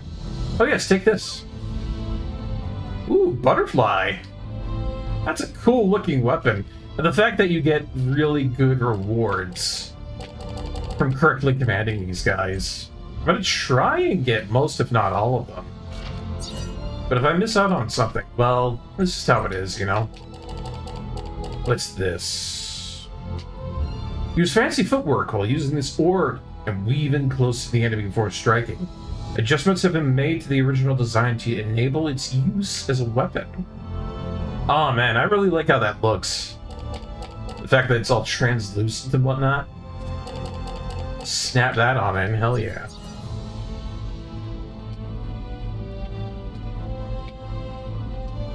Hold on. Before I go, I need to check these statues. Haha, yeah.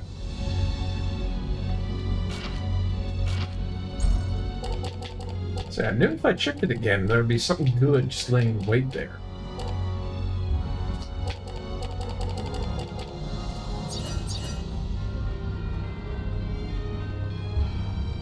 Okay, what do we got? Whoa. Okay.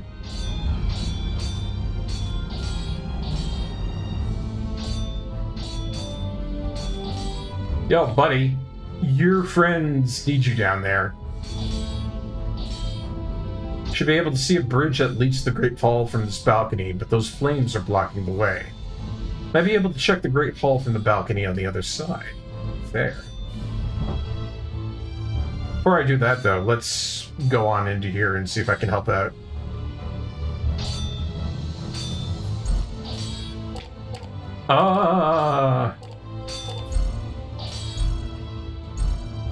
Yeah, I guess I'll put the whole King Caboodle in and see if that helps.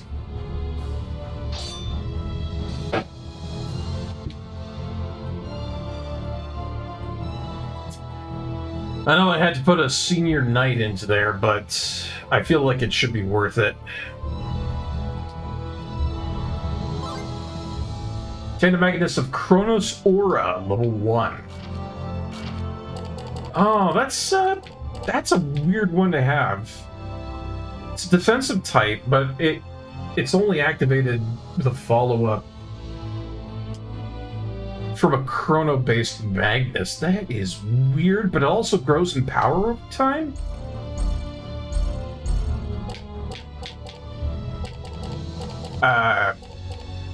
Okay, yeah, I guess.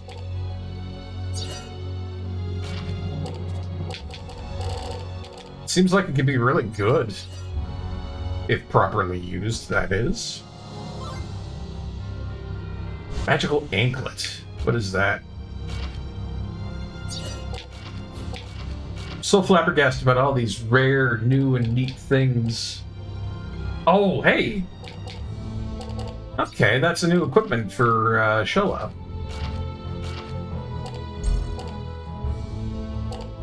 Let's see. Oh, that's actually pretty darn good.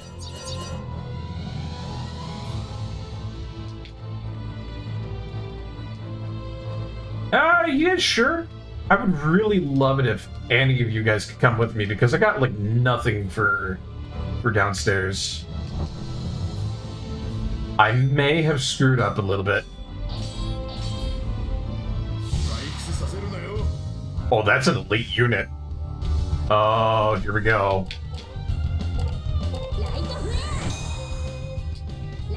Hopefully this guy isn't, like, really strong. I could be in trouble. Or maybe not. I don't know. We'll have to see.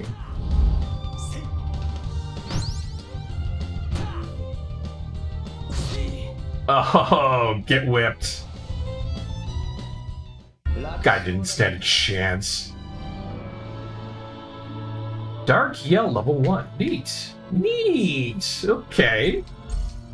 I get some really interesting Magnus here. Yes, you're alive. I saved you. Imperial soldiers in black armor are twice as strong as the ones in red armor. Please tell my comrades to be especially cautious in confronting soldiers with black armor. I see. Yeah, I may have screwed this up. Oh no, we're good, we're good, we're good. Oh, phew. Man, I was so worried about that. You get the points in JRPGs, and it's like, I don't know if I really mucked this up or not, you know? There's a lot of people out there who have played things like Breath of Fire 3. And there are a lot of missable things back in the day for that sort of thing. Just like, you can cark it up so easily if you play old SNES JRPGs.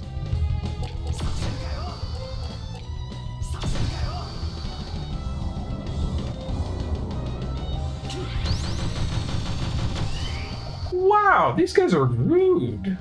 Oh, man. Do you know what? Enjoy your picture being taken before you die.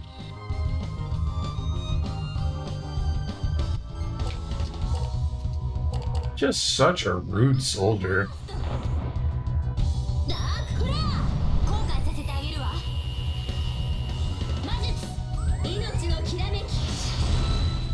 Phew. Alright, yeah. We may not have gotten anything that really upgrades what, you know, Shella is doing, for the most part. But her Magnus upgrades have been exponentially wonderful. I like it a lot. Shit. Oh, good, that's enough. Ooh, I mucked that up so bad. Cool, cool, cool. I can get a shish kebab, or I can get a photo of the Imperial Elite. High-ranking soldier in the Imperial Army, more mature and experienced than those in the lower ranks. Cool. Ah, there are injured people in that room. Can I go in? Whoa! Oh, man. What happened here?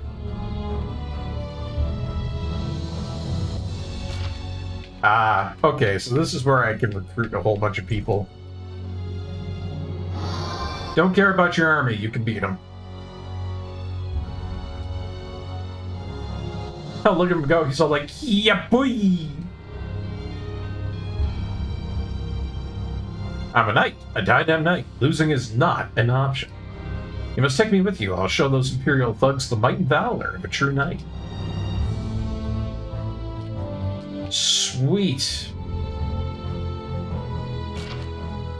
I'll just go through the whole bunch of these guys here.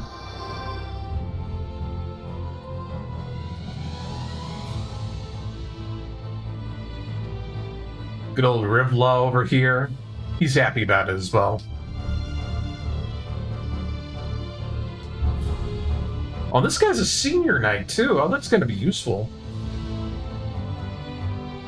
Gonna grab everybody I can.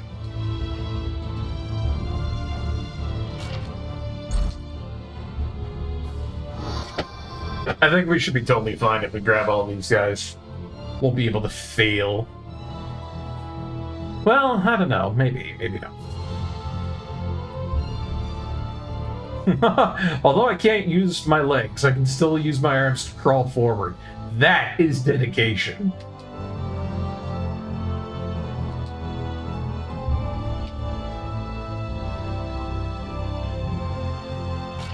Gotta grab everybody in here I can. Doesn't matter how wounded you are. The power of the Royal Crest compels you.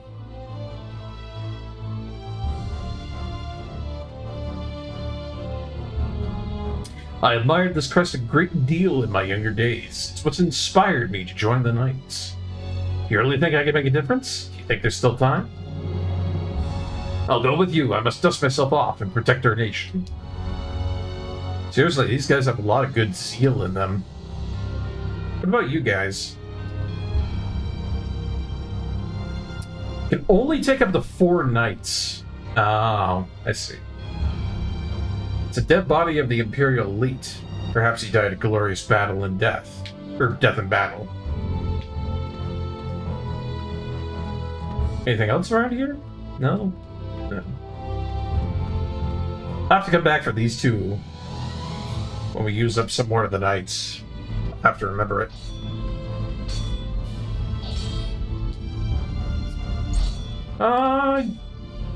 Yeah, I'll send out a knight in the squire. I think that'd probably be good.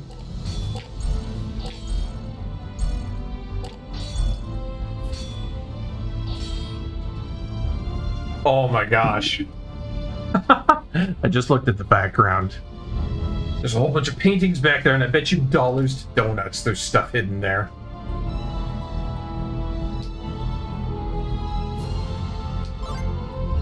Nice! Fire Aura level 1. All these Aura Magnuses that we're getting are really cool. Forms a level 1 fire-based block against the enemy attack. The previous Magnus in the combo needs to be fire-based for this Magnus to be available. Again, grows in power over time. Yeah, I have a few fire-based, block items, I guess. Sure. Really, it's the fact that these things grow over time that's just really attracting me to be using them in the first place. Like, I think it's gonna be really cool, whatever happens to that stuff when it actually actualizes. Oh, right. Right. I sent out 2 knights. I shall grab 2 knights. Oh, there's more. They come back again?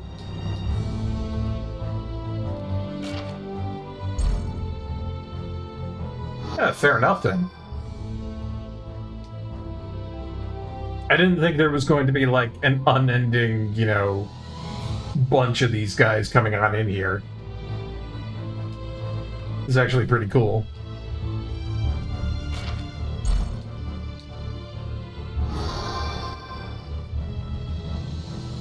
Which makes me wonder, can you just kind of, like, do swapsies and whatnot?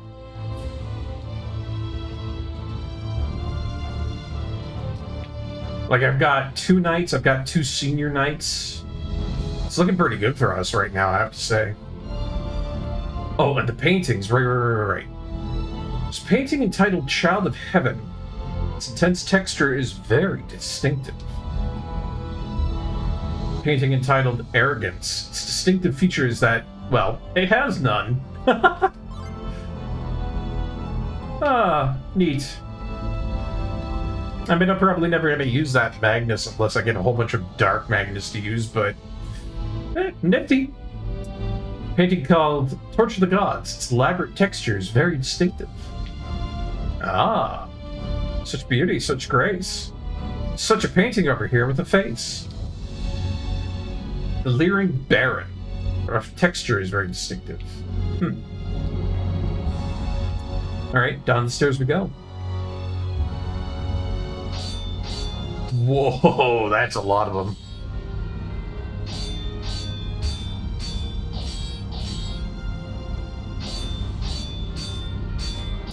them. Kai.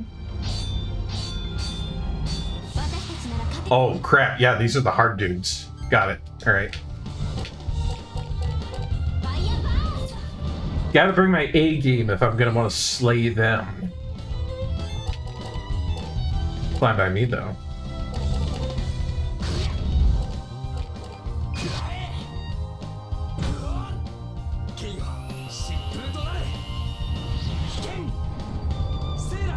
Whoosh! And he's out. God, yeah, this is so much fun when you get just like a really, really good setup going. If you know your Magnus and you know how to set it up really good, just anything that comes your way, stuff like that, is so inconsequential. You really do feel like a powerhouse.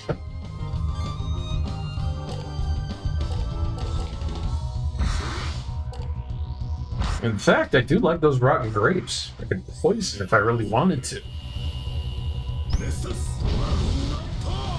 Oh man, you know, thinking about it, I should get some wine sometime soon. I haven't had any in the longest time. And I don't know why. I guess maybe I'm just not like a huge wine drinker. It's not that I don't dislike wine, and there's a lot of forms of wine that I like. It's just thinking back on it, I haven't just really had any in the last couple of months. Uh-oh. Ah! Block the last one. Thank you. So yeah, I'm kind of thinking of probably getting some. I mean, most of the stuff that I've been indulging in lately is probably just, you know, fine spirits. Beer. I mean, Lord Lubaduck, anybody who's been on this channel knows that I like beer.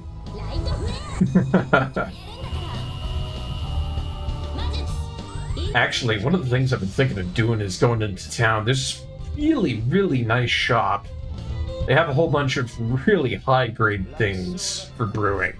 That's one of my hobbies that I really enjoy. I like making booze. Because it's a very fun and involved process. I appreciate it a lot. I got a couple of books on it, how to brew stuff. Should probably take a read on that. Yeah, I'll get myself familiarized, but they have, I think, literally like 50 different types of hops, which is really cool.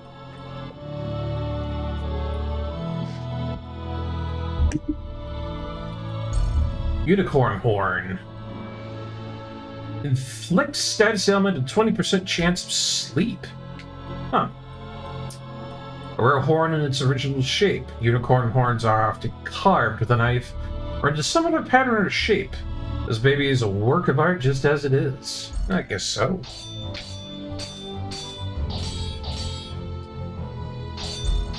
I am going to put 2 senior knights they had tasked and see if that works out.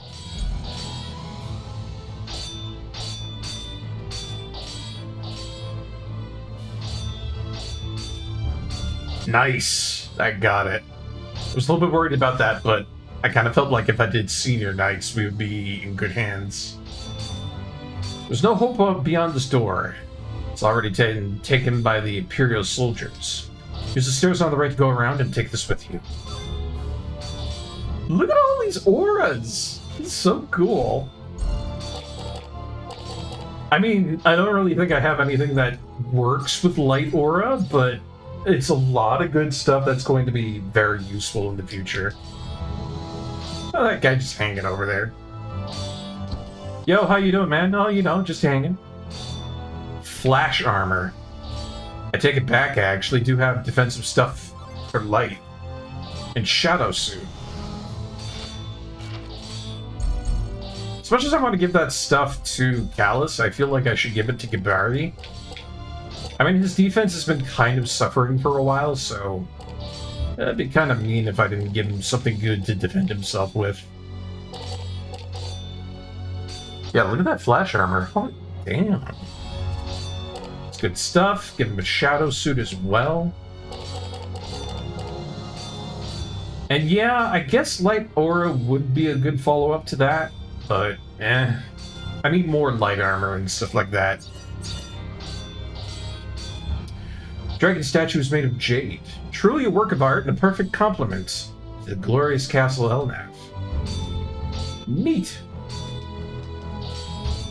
Oh, another dead guy. This painting here called An Innocent Lady. Simple texture is very distinctive. And Nameless Flower. Nameless Flower? I have an item called Nameless Flower. It's kind of odd. I feel like I'm finding a lot of stuff here that's just strange. Maybe it's in relation to stuff that I might have to do for a side quest. Got me wondering, you know? Come to see here. You shall come with me. Defend the castle. Look at him go. He's so happy. He's so happy to defend his homeland. Cool, got a knight. That's an apprentice knight. Okay, so yeah, I can find senior knights and everything just by looking at them. Good. So there's no need for me to just absolutely up and do something incredibly dumb. Like take a whole bunch of, you know, junior knights that are not going to be able to defend the castle.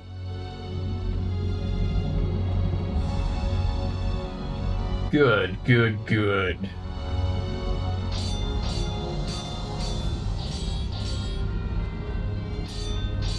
Oh boy. Oh, that's gonna need a full retinue. Oh, I don't know if that's gonna work or not.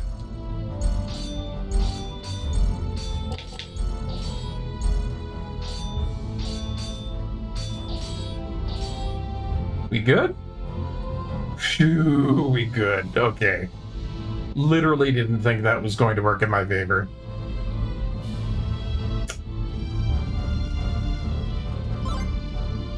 Obtained Dark Aura, level 1. Another one of those. Painting entitled Light That Shines in the Darkness. Its precise texture is very distinctive. And finally, Line of Waterfalls. Weird. Now, I've got a Chronos Aura, I've got a Fire Aura. You know what? I will put in that Dark Aura. Just because I have the Dark Suit, you know. No, wait a minute, I'm not going to do that. I changed my mind. Be a bad idea. Like, I've only got the 2 pieces of armor here and there for, like, shielding and whatnot. As much as I like to put those auras in early, get them leveled up, it really feels like a bad idea to do that.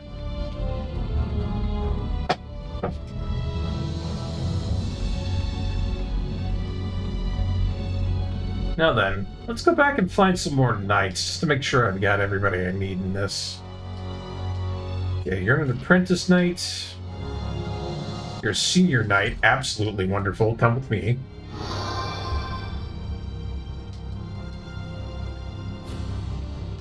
What else we got? I'm skipping through this because this is generally just all the same stuff. And then these guys over here, I guess they're just apprentices. I guess 2 apprentices make up for it, maybe? I wonder what the calculation on that is. Do 2 apprentices make 1 knight? We'll have to figure that out, I guess.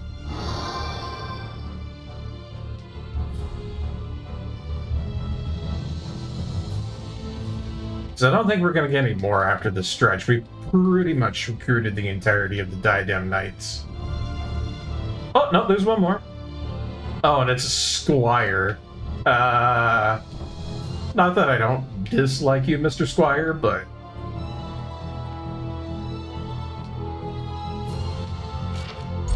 have the room. Come hither, Squire. We may need you in the coming battle.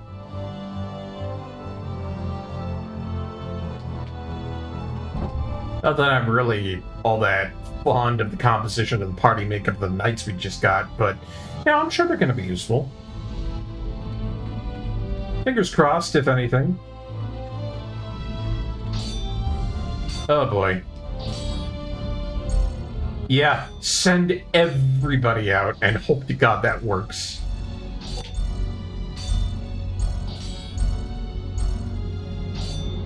Fingers crossed.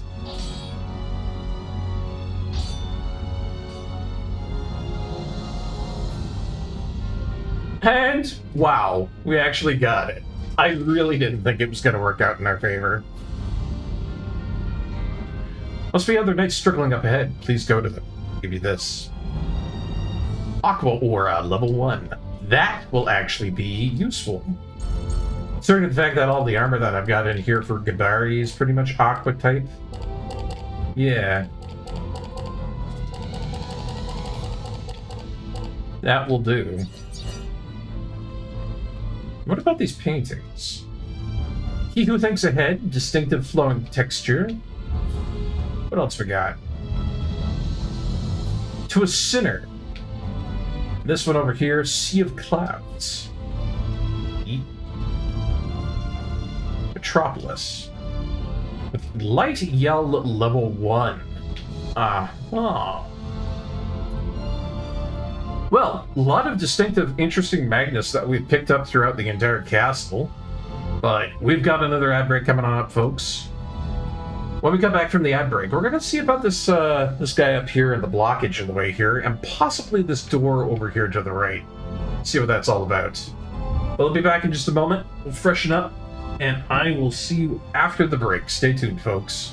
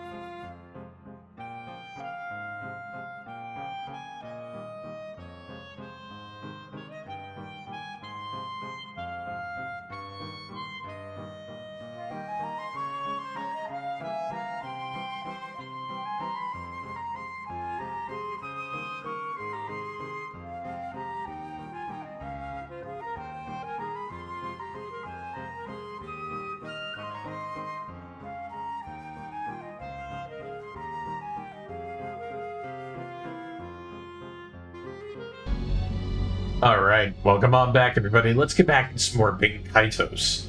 First thing first, it's gonna go maybe over here, see what this is? Talk to me, Knight. Should be able to see how the bridge is doing from that balcony, but the king... Is King Lodicon okay?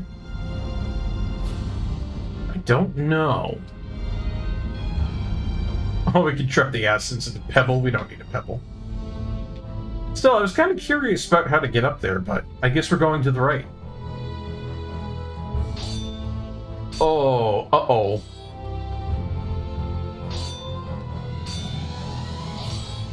If we climb up from here, we can make it to the window of the floor above us. Do you want to go up? We don't need to, not now. I'm not sure if we have enough of anyone to take care of what's going on in that room there. Which kind of sucks because I think we really made a valiant effort to try and get everything out of this castle. And there's like nobody left. Ugh. That's unfortunate. I really thought we were going to be able to do it.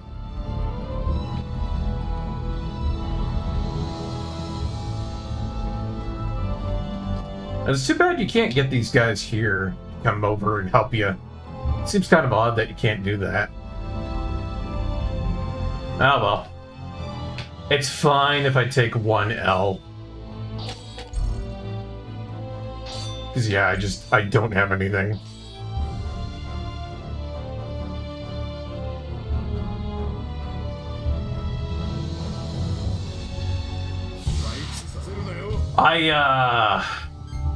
Yeah, I accept my punishment. Not that I'm, completely unhappy about fighting these guys, but, whatever I got, whatever I lost, perfectly fine.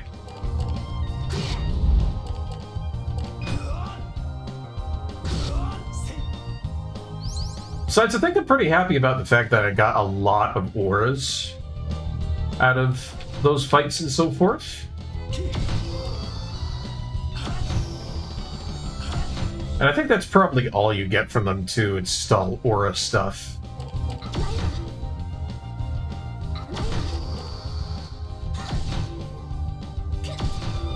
And block it. Good stuff. This guy's really hurt, though.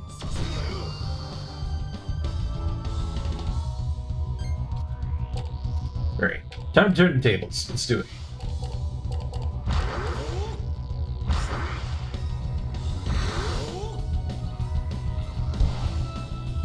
Yeah. How do you like them beans? These elite guards, they might be able to deal out a lot of damage in a turn. But at the same time, I think they're pretty weak, to be honest. Not a lot of defensive capabilities on them.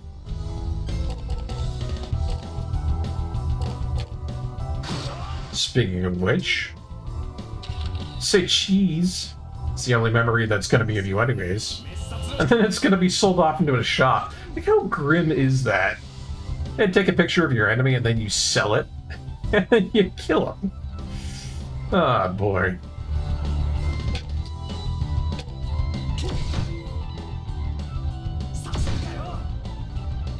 $777.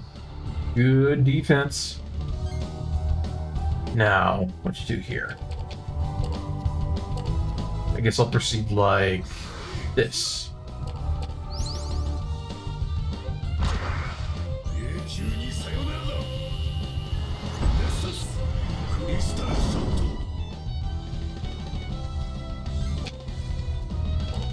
Yeah, good. One of the big things I worry about playing this game is the balance I have of my deck. There's definitely times where you can have absolutely way too much in the way of healing Magnus, way too much in the way of, like, defensive Magnus, attack Magnus.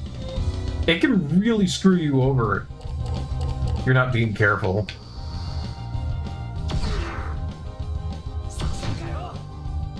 But so far, we seem to be doing good on that front. I mean, truly, I was worried. It could have been bad.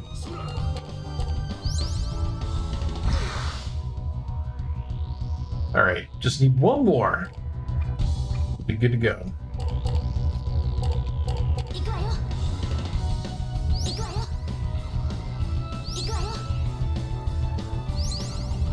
Ooh, good healing. Yeah, no, there's nothing I can really do with that. See, I do still get into some situations here and there where it's like, I got nothing. As much as I really want to do something, it's like, I've got nothing that really works with any of the auras. It's bad. It's so bad. I don't like wasting cards. If you get forced into a shuffle, that's just a huge wasted turn for everybody. Nice. Oh! Somebody call Earthsunder. Somebody call Earthsunder. We got some uncooked rice. He likes white rice. This is something that was absolutely detailed earlier in the stream today. Here it is. White rice is easily cooked over water in a pot with flames. Long ago, it was cooked over with charcoal fire. Make sure to time it right for best results. Well, sucks about the knights in the room here, but there really wasn't anything I could do about that. Still, we got rice. Earthsunder's gonna be very pleased about that. Okay, up we go.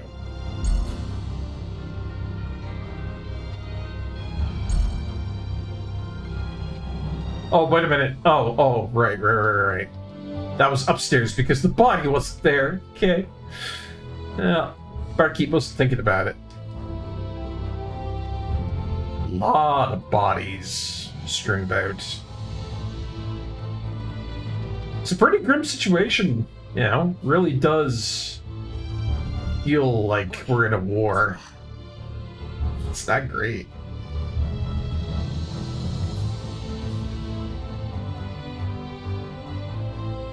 Oh, what's going on out there?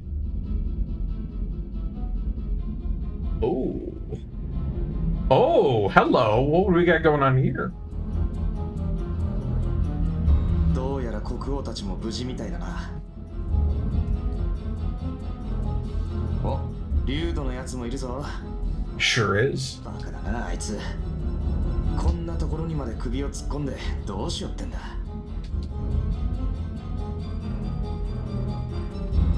聞け、レイドカーン。お前がおとなしく投降するなら、お前の部下や民の命は助けてやろう。Oh boy. Wow, look at the character work for that guy. That is opulent if I've ever seen it. Holy crap. 奴らの言うことなど信じてはなりません。どうせ口先だけのデタラメに決まっております。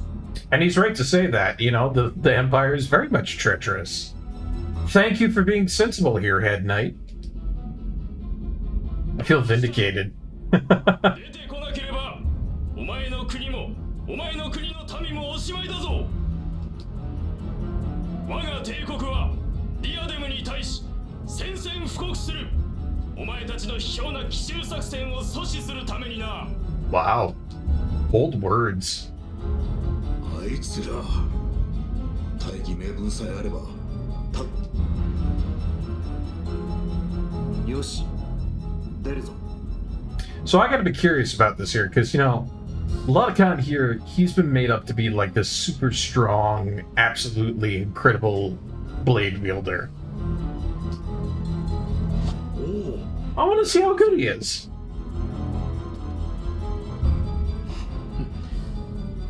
別に死にに行くわけではない。そう簡単にやられはし。Ooh, he cocky. He cocky as all hell. 奴らとていきなり命を奪うような無茶はしまい。しかしゲルドブレイムと会って直に話をすれば何とか。Oh man. いつまでもここで連中とにらめっこをしているわけにもいくまい。Whatever's gonna go on here, I can tell you right now, it's not gonna end well. 後のことは頼んだぞ。は、我が命に変えても。行ってくる。 Or wait a minute. Is King Ludicon just actually going to go with them and surrender? So that his people don't die? 私だ。レイドカーンだ。今出るぞ。 Oh my gosh! ダメよ、出ては。 For once, somebody sacrificing themselves so that, you know, the lives of their countrymen and people are not wasted. God, again, beautiful writing in this game. おい、奴が出てきた。 Oh man, he was right to say treachery. 言われるまでもない。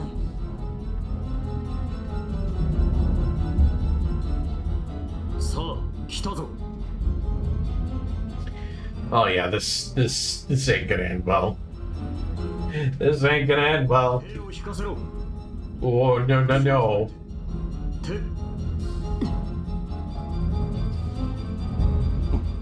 あいつは行くん。 Ooh, knew it. おお。動くんじゃないよ、雑魚ども。国王のドタマに風穴を開けてもらいたくなけりゃね。 Well, well, well, well, well. Where's this code of ethics you were talking about 2 seconds ago, Lotacon? Seems like that just up and disappeared. おい、王は約束を守って一人で出たのだぞ。なぜ撃った？うるさい。皇帝陛下のご命令だ。奴を始末しろとな。 Uh-oh. なんだって？まさかそんな。 It's even worse than we thought. 貴様ら。これが帝国のゲルドブレイムのやり口か。撃て。次で仕留めろ。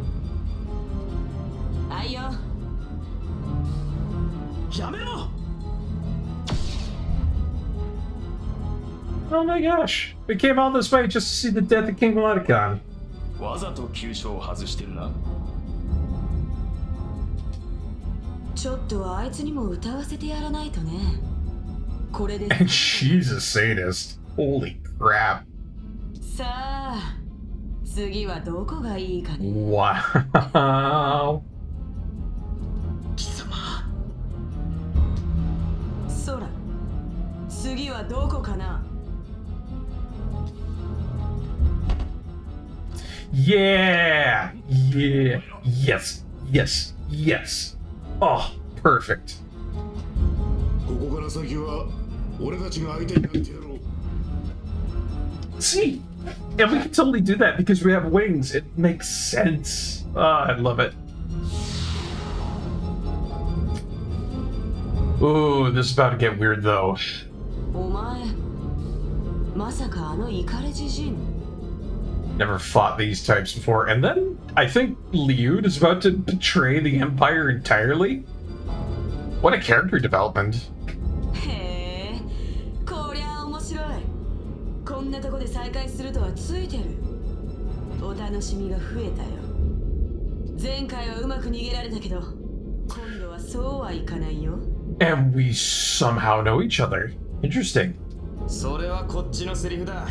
生きて帰れると思うなよ。リュウド。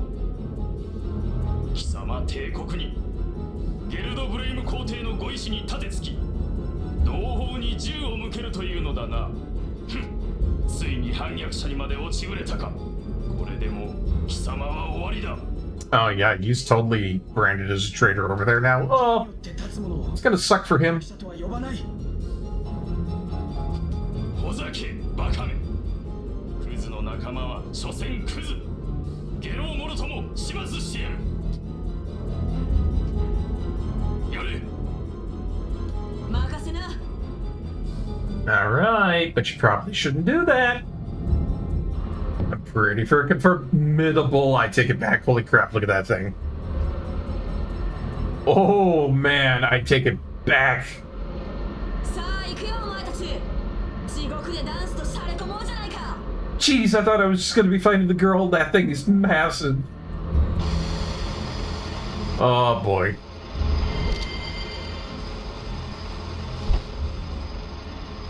Hey, wait a minute. He doesn't have any wings. It's interesting. Alright. This is going to require my A game here. Sizes of this thing, just, it is going to whoop ass. If I'm not blocking everything that comes out of this thing. Gotta be strategic.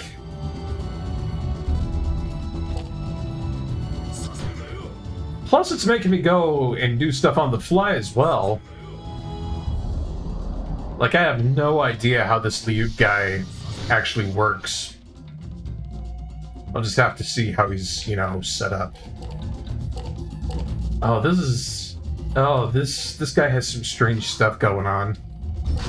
It's all horns? Interesting, I guess.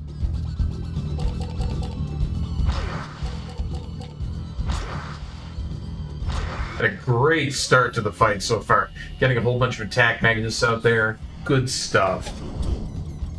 Because I know if I get that all out in the front of the gate here, I can shuffle into some, I guess you could say, better stuff down the line. Just making sure that we have HP for later stuff.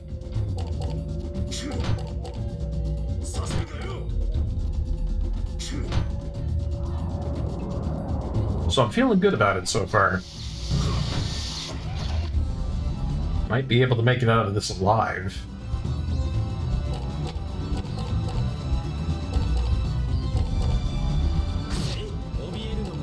What is this? Deluxe sweet drink. Hey, that's going to be useful for healing at Gabari a little bit.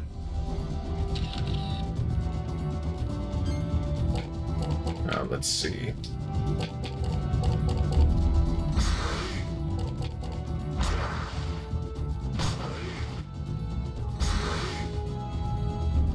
Good. Consistent damage. Same that at Gibari.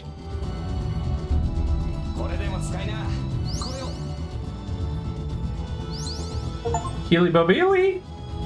Nice. Perform your first SP combo. Nice. Got an achievement for that too. My gameplay is just that good.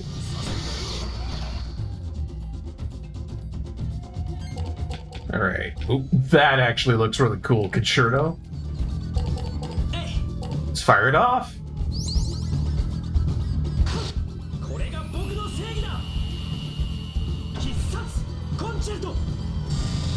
Oh, that's just as cool as I thought it was going to be. Love it.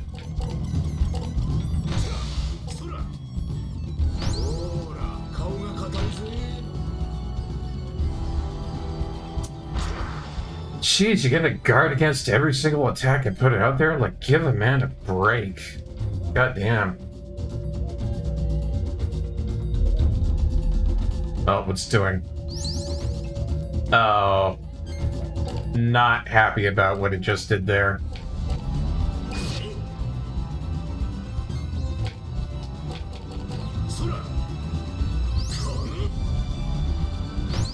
Now, if I could get just one more weapon out for Callus, probably be able to do some decent damage. Rest of everybody else, though, they're kind of on defense right now. See, I've literally got nothing. I need something. There we go. Oh, these are all like 2+ combos. Might as well defend.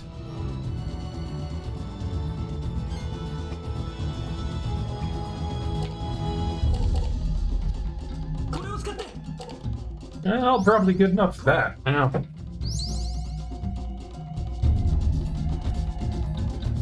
Yeah, great. I've been put into a shuffle status. I don't even have anything to go with any of, you know, what I got here. It's bad.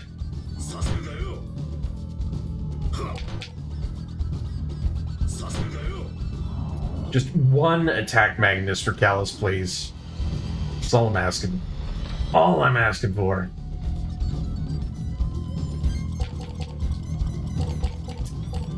Ugh. Not a good stack up for Liud either. say that I'm not impressed. Oh, man. I mean, we're managing. This is not a bad fight by any means, but, like, at the same time, definitely in a bit of a nasty situation here. Yeah, here, let's do it like this. You know, I may have buffed him. Perfectly fine.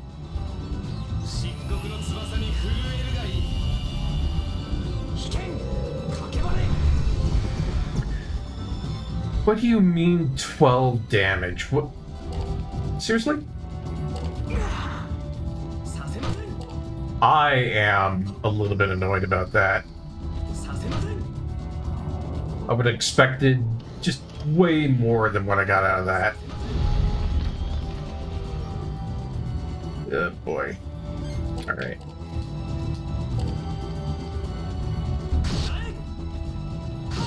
Give me something good here, guys. It's not looking great.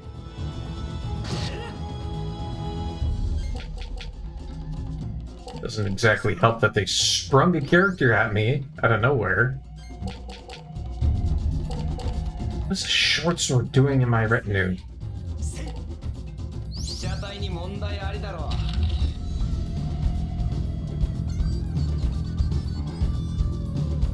Okay, good. It's shuffling the deck. I get a freebie.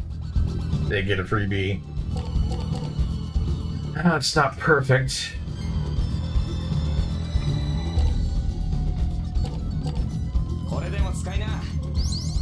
Right. At least I can heal.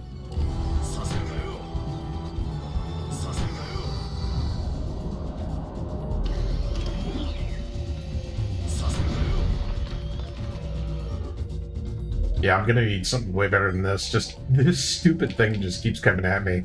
I got nothing.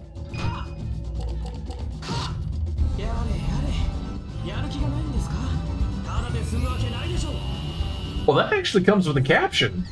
I didn't know that Voice 2 had that in there. That's cool.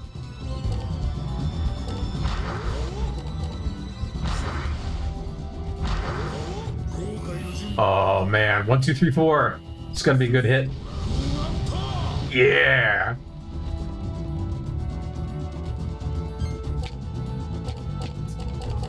And there's me with nothing.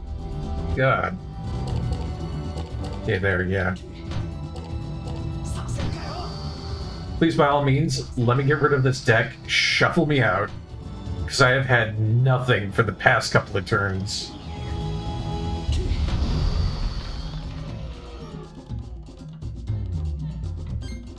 Phew, finally.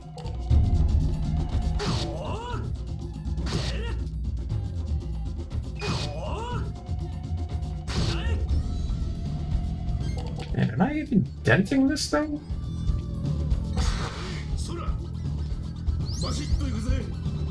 It's got a lot of health, whatever it is.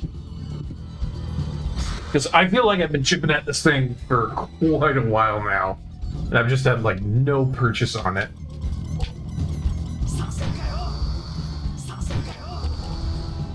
Chicken? Yep. And I'll put out that Chaos Edge, because that's decent defense. Would rather be able to actually attack for once. Know what I mean?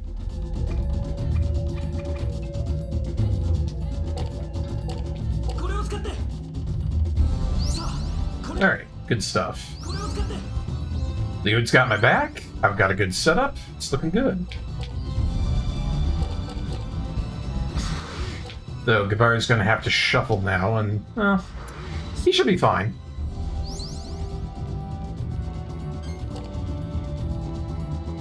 Speaking of, let's do a healing round.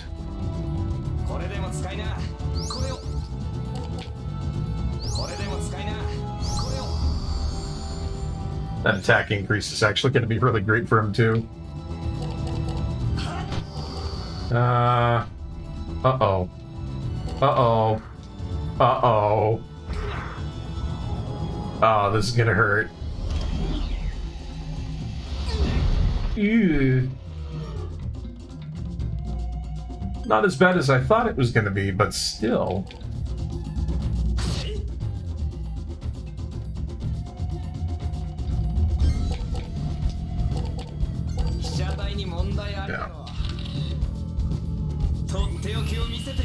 Next time we get any access to being able to, like, rebuild our stuff, Callus is going to get a ton of attack Magnus. I don't care, like, what. It's got to be something.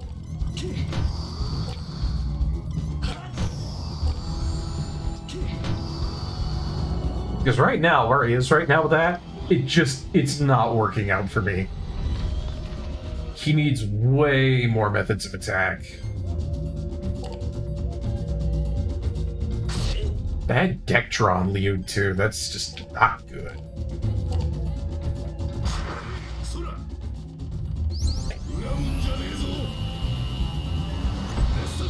But I can't be too mad. Music is really cool. Alright, here we go. This is a good setup.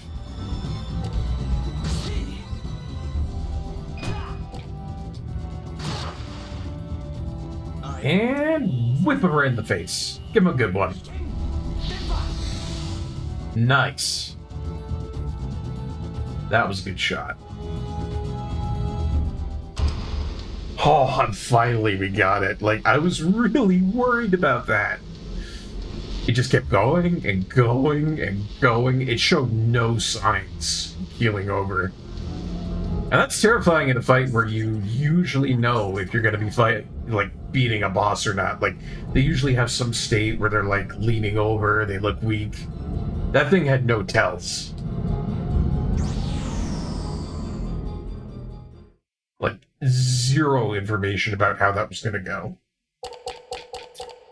So tons of pictures, chestnuts, which is really good for poison cure, shadow cornet, and a new buckle for Callus, designed with the crescent motif and emitting a weak glow. Can only take one more, and I really do like those chestnuts, but that's an Iron Beetle 5. Which is an updated Iron Beetle, and 3 times stronger than that of its predecessor. Oh. I don't know. Like, I really want the money. There could be some really good stuff I can get here. Chestnuts here are really great. I'm gonna go for the Iron Beetle picture. That money is important.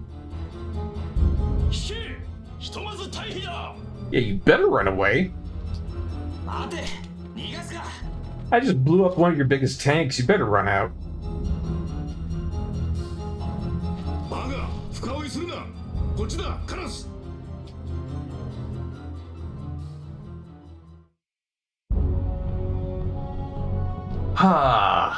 Well, the king's damaged, but I guess we're not in the worst of dire straits.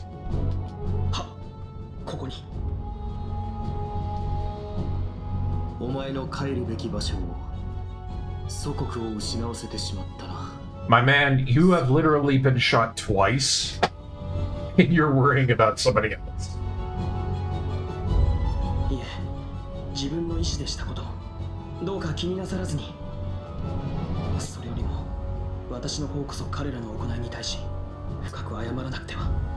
Yeah, I guess it props. I'd have handed to Liud. That's pretty cool of him, you know?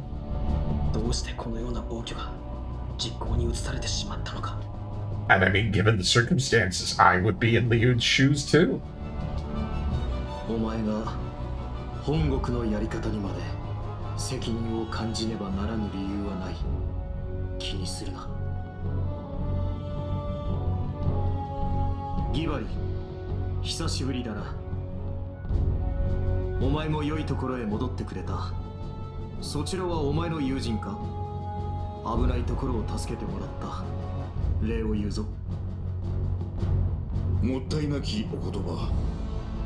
Well, friend is a bit of a strong word. I guess traveling companion. Sure. レイドカーンを一つお聞きしたいことがあるのですが、急を要する話なのです。私に分かることであれば喜んで答えよう。何か古くから王家に伝わる言い伝え、禁忌のようなものはございませんか？ Oh, right. We're still asking about that. I totally lost the plot on the end Magnus. You know? I got so enveloped up into that battle of saving the castle that I completely lost focus of the plot for a little bit.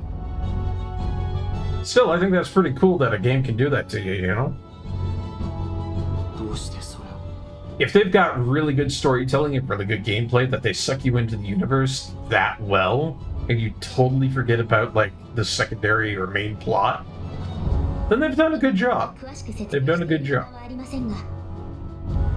連中の真の狙いはおそらくそれかと。何？それは本当か？何？城の裏山、風の祠にそれは眠る。Oh, Shrine of the 誰 Winds. も触れてはならぬ。目覚めさせてはならぬ。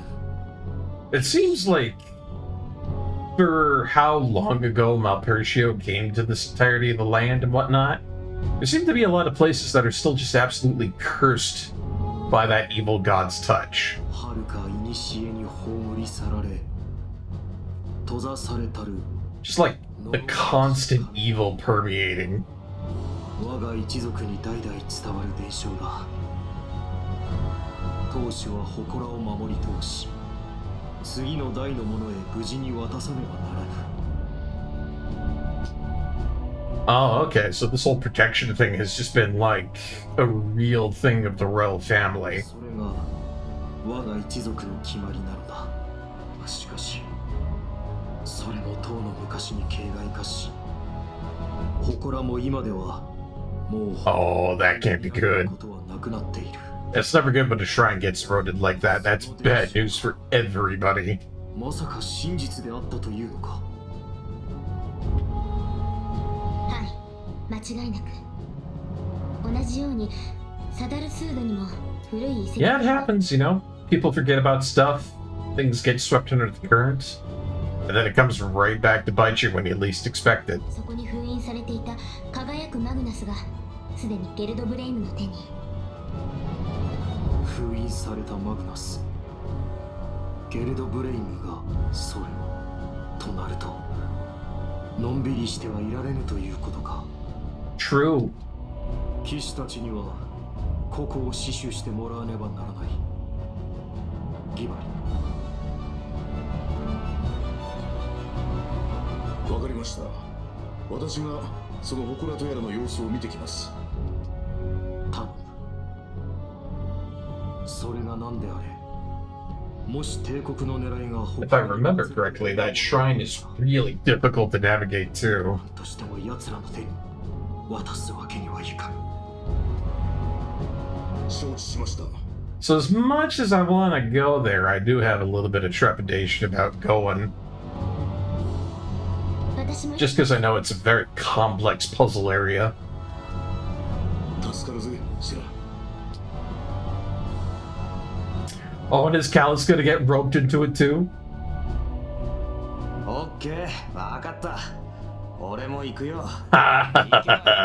Yeah, roped right into it. 行くだろ。Yeah, you got it. ええ、お願いね。私も同行したいのですが、構いませんか？ No. Eliud, absolutely horrified by the sins of his entire nation, has elected to join us. Very nice. ありがたい。こっちも戦力は一人でも。 I like him. I like him a lot. He's got a lot of light-based attacks, dark-based attacks, and just kind of like a rare dichotomy between the two.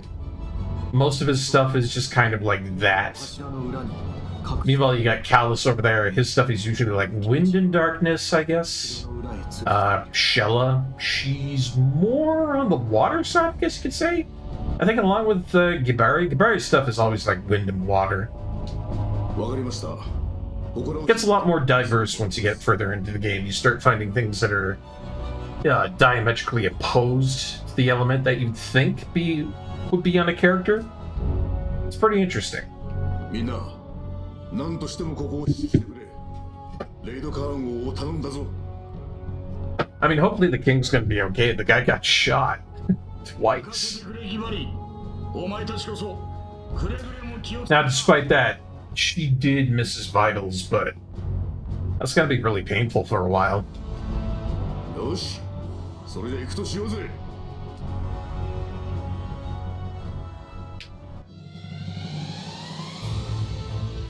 Alrighty.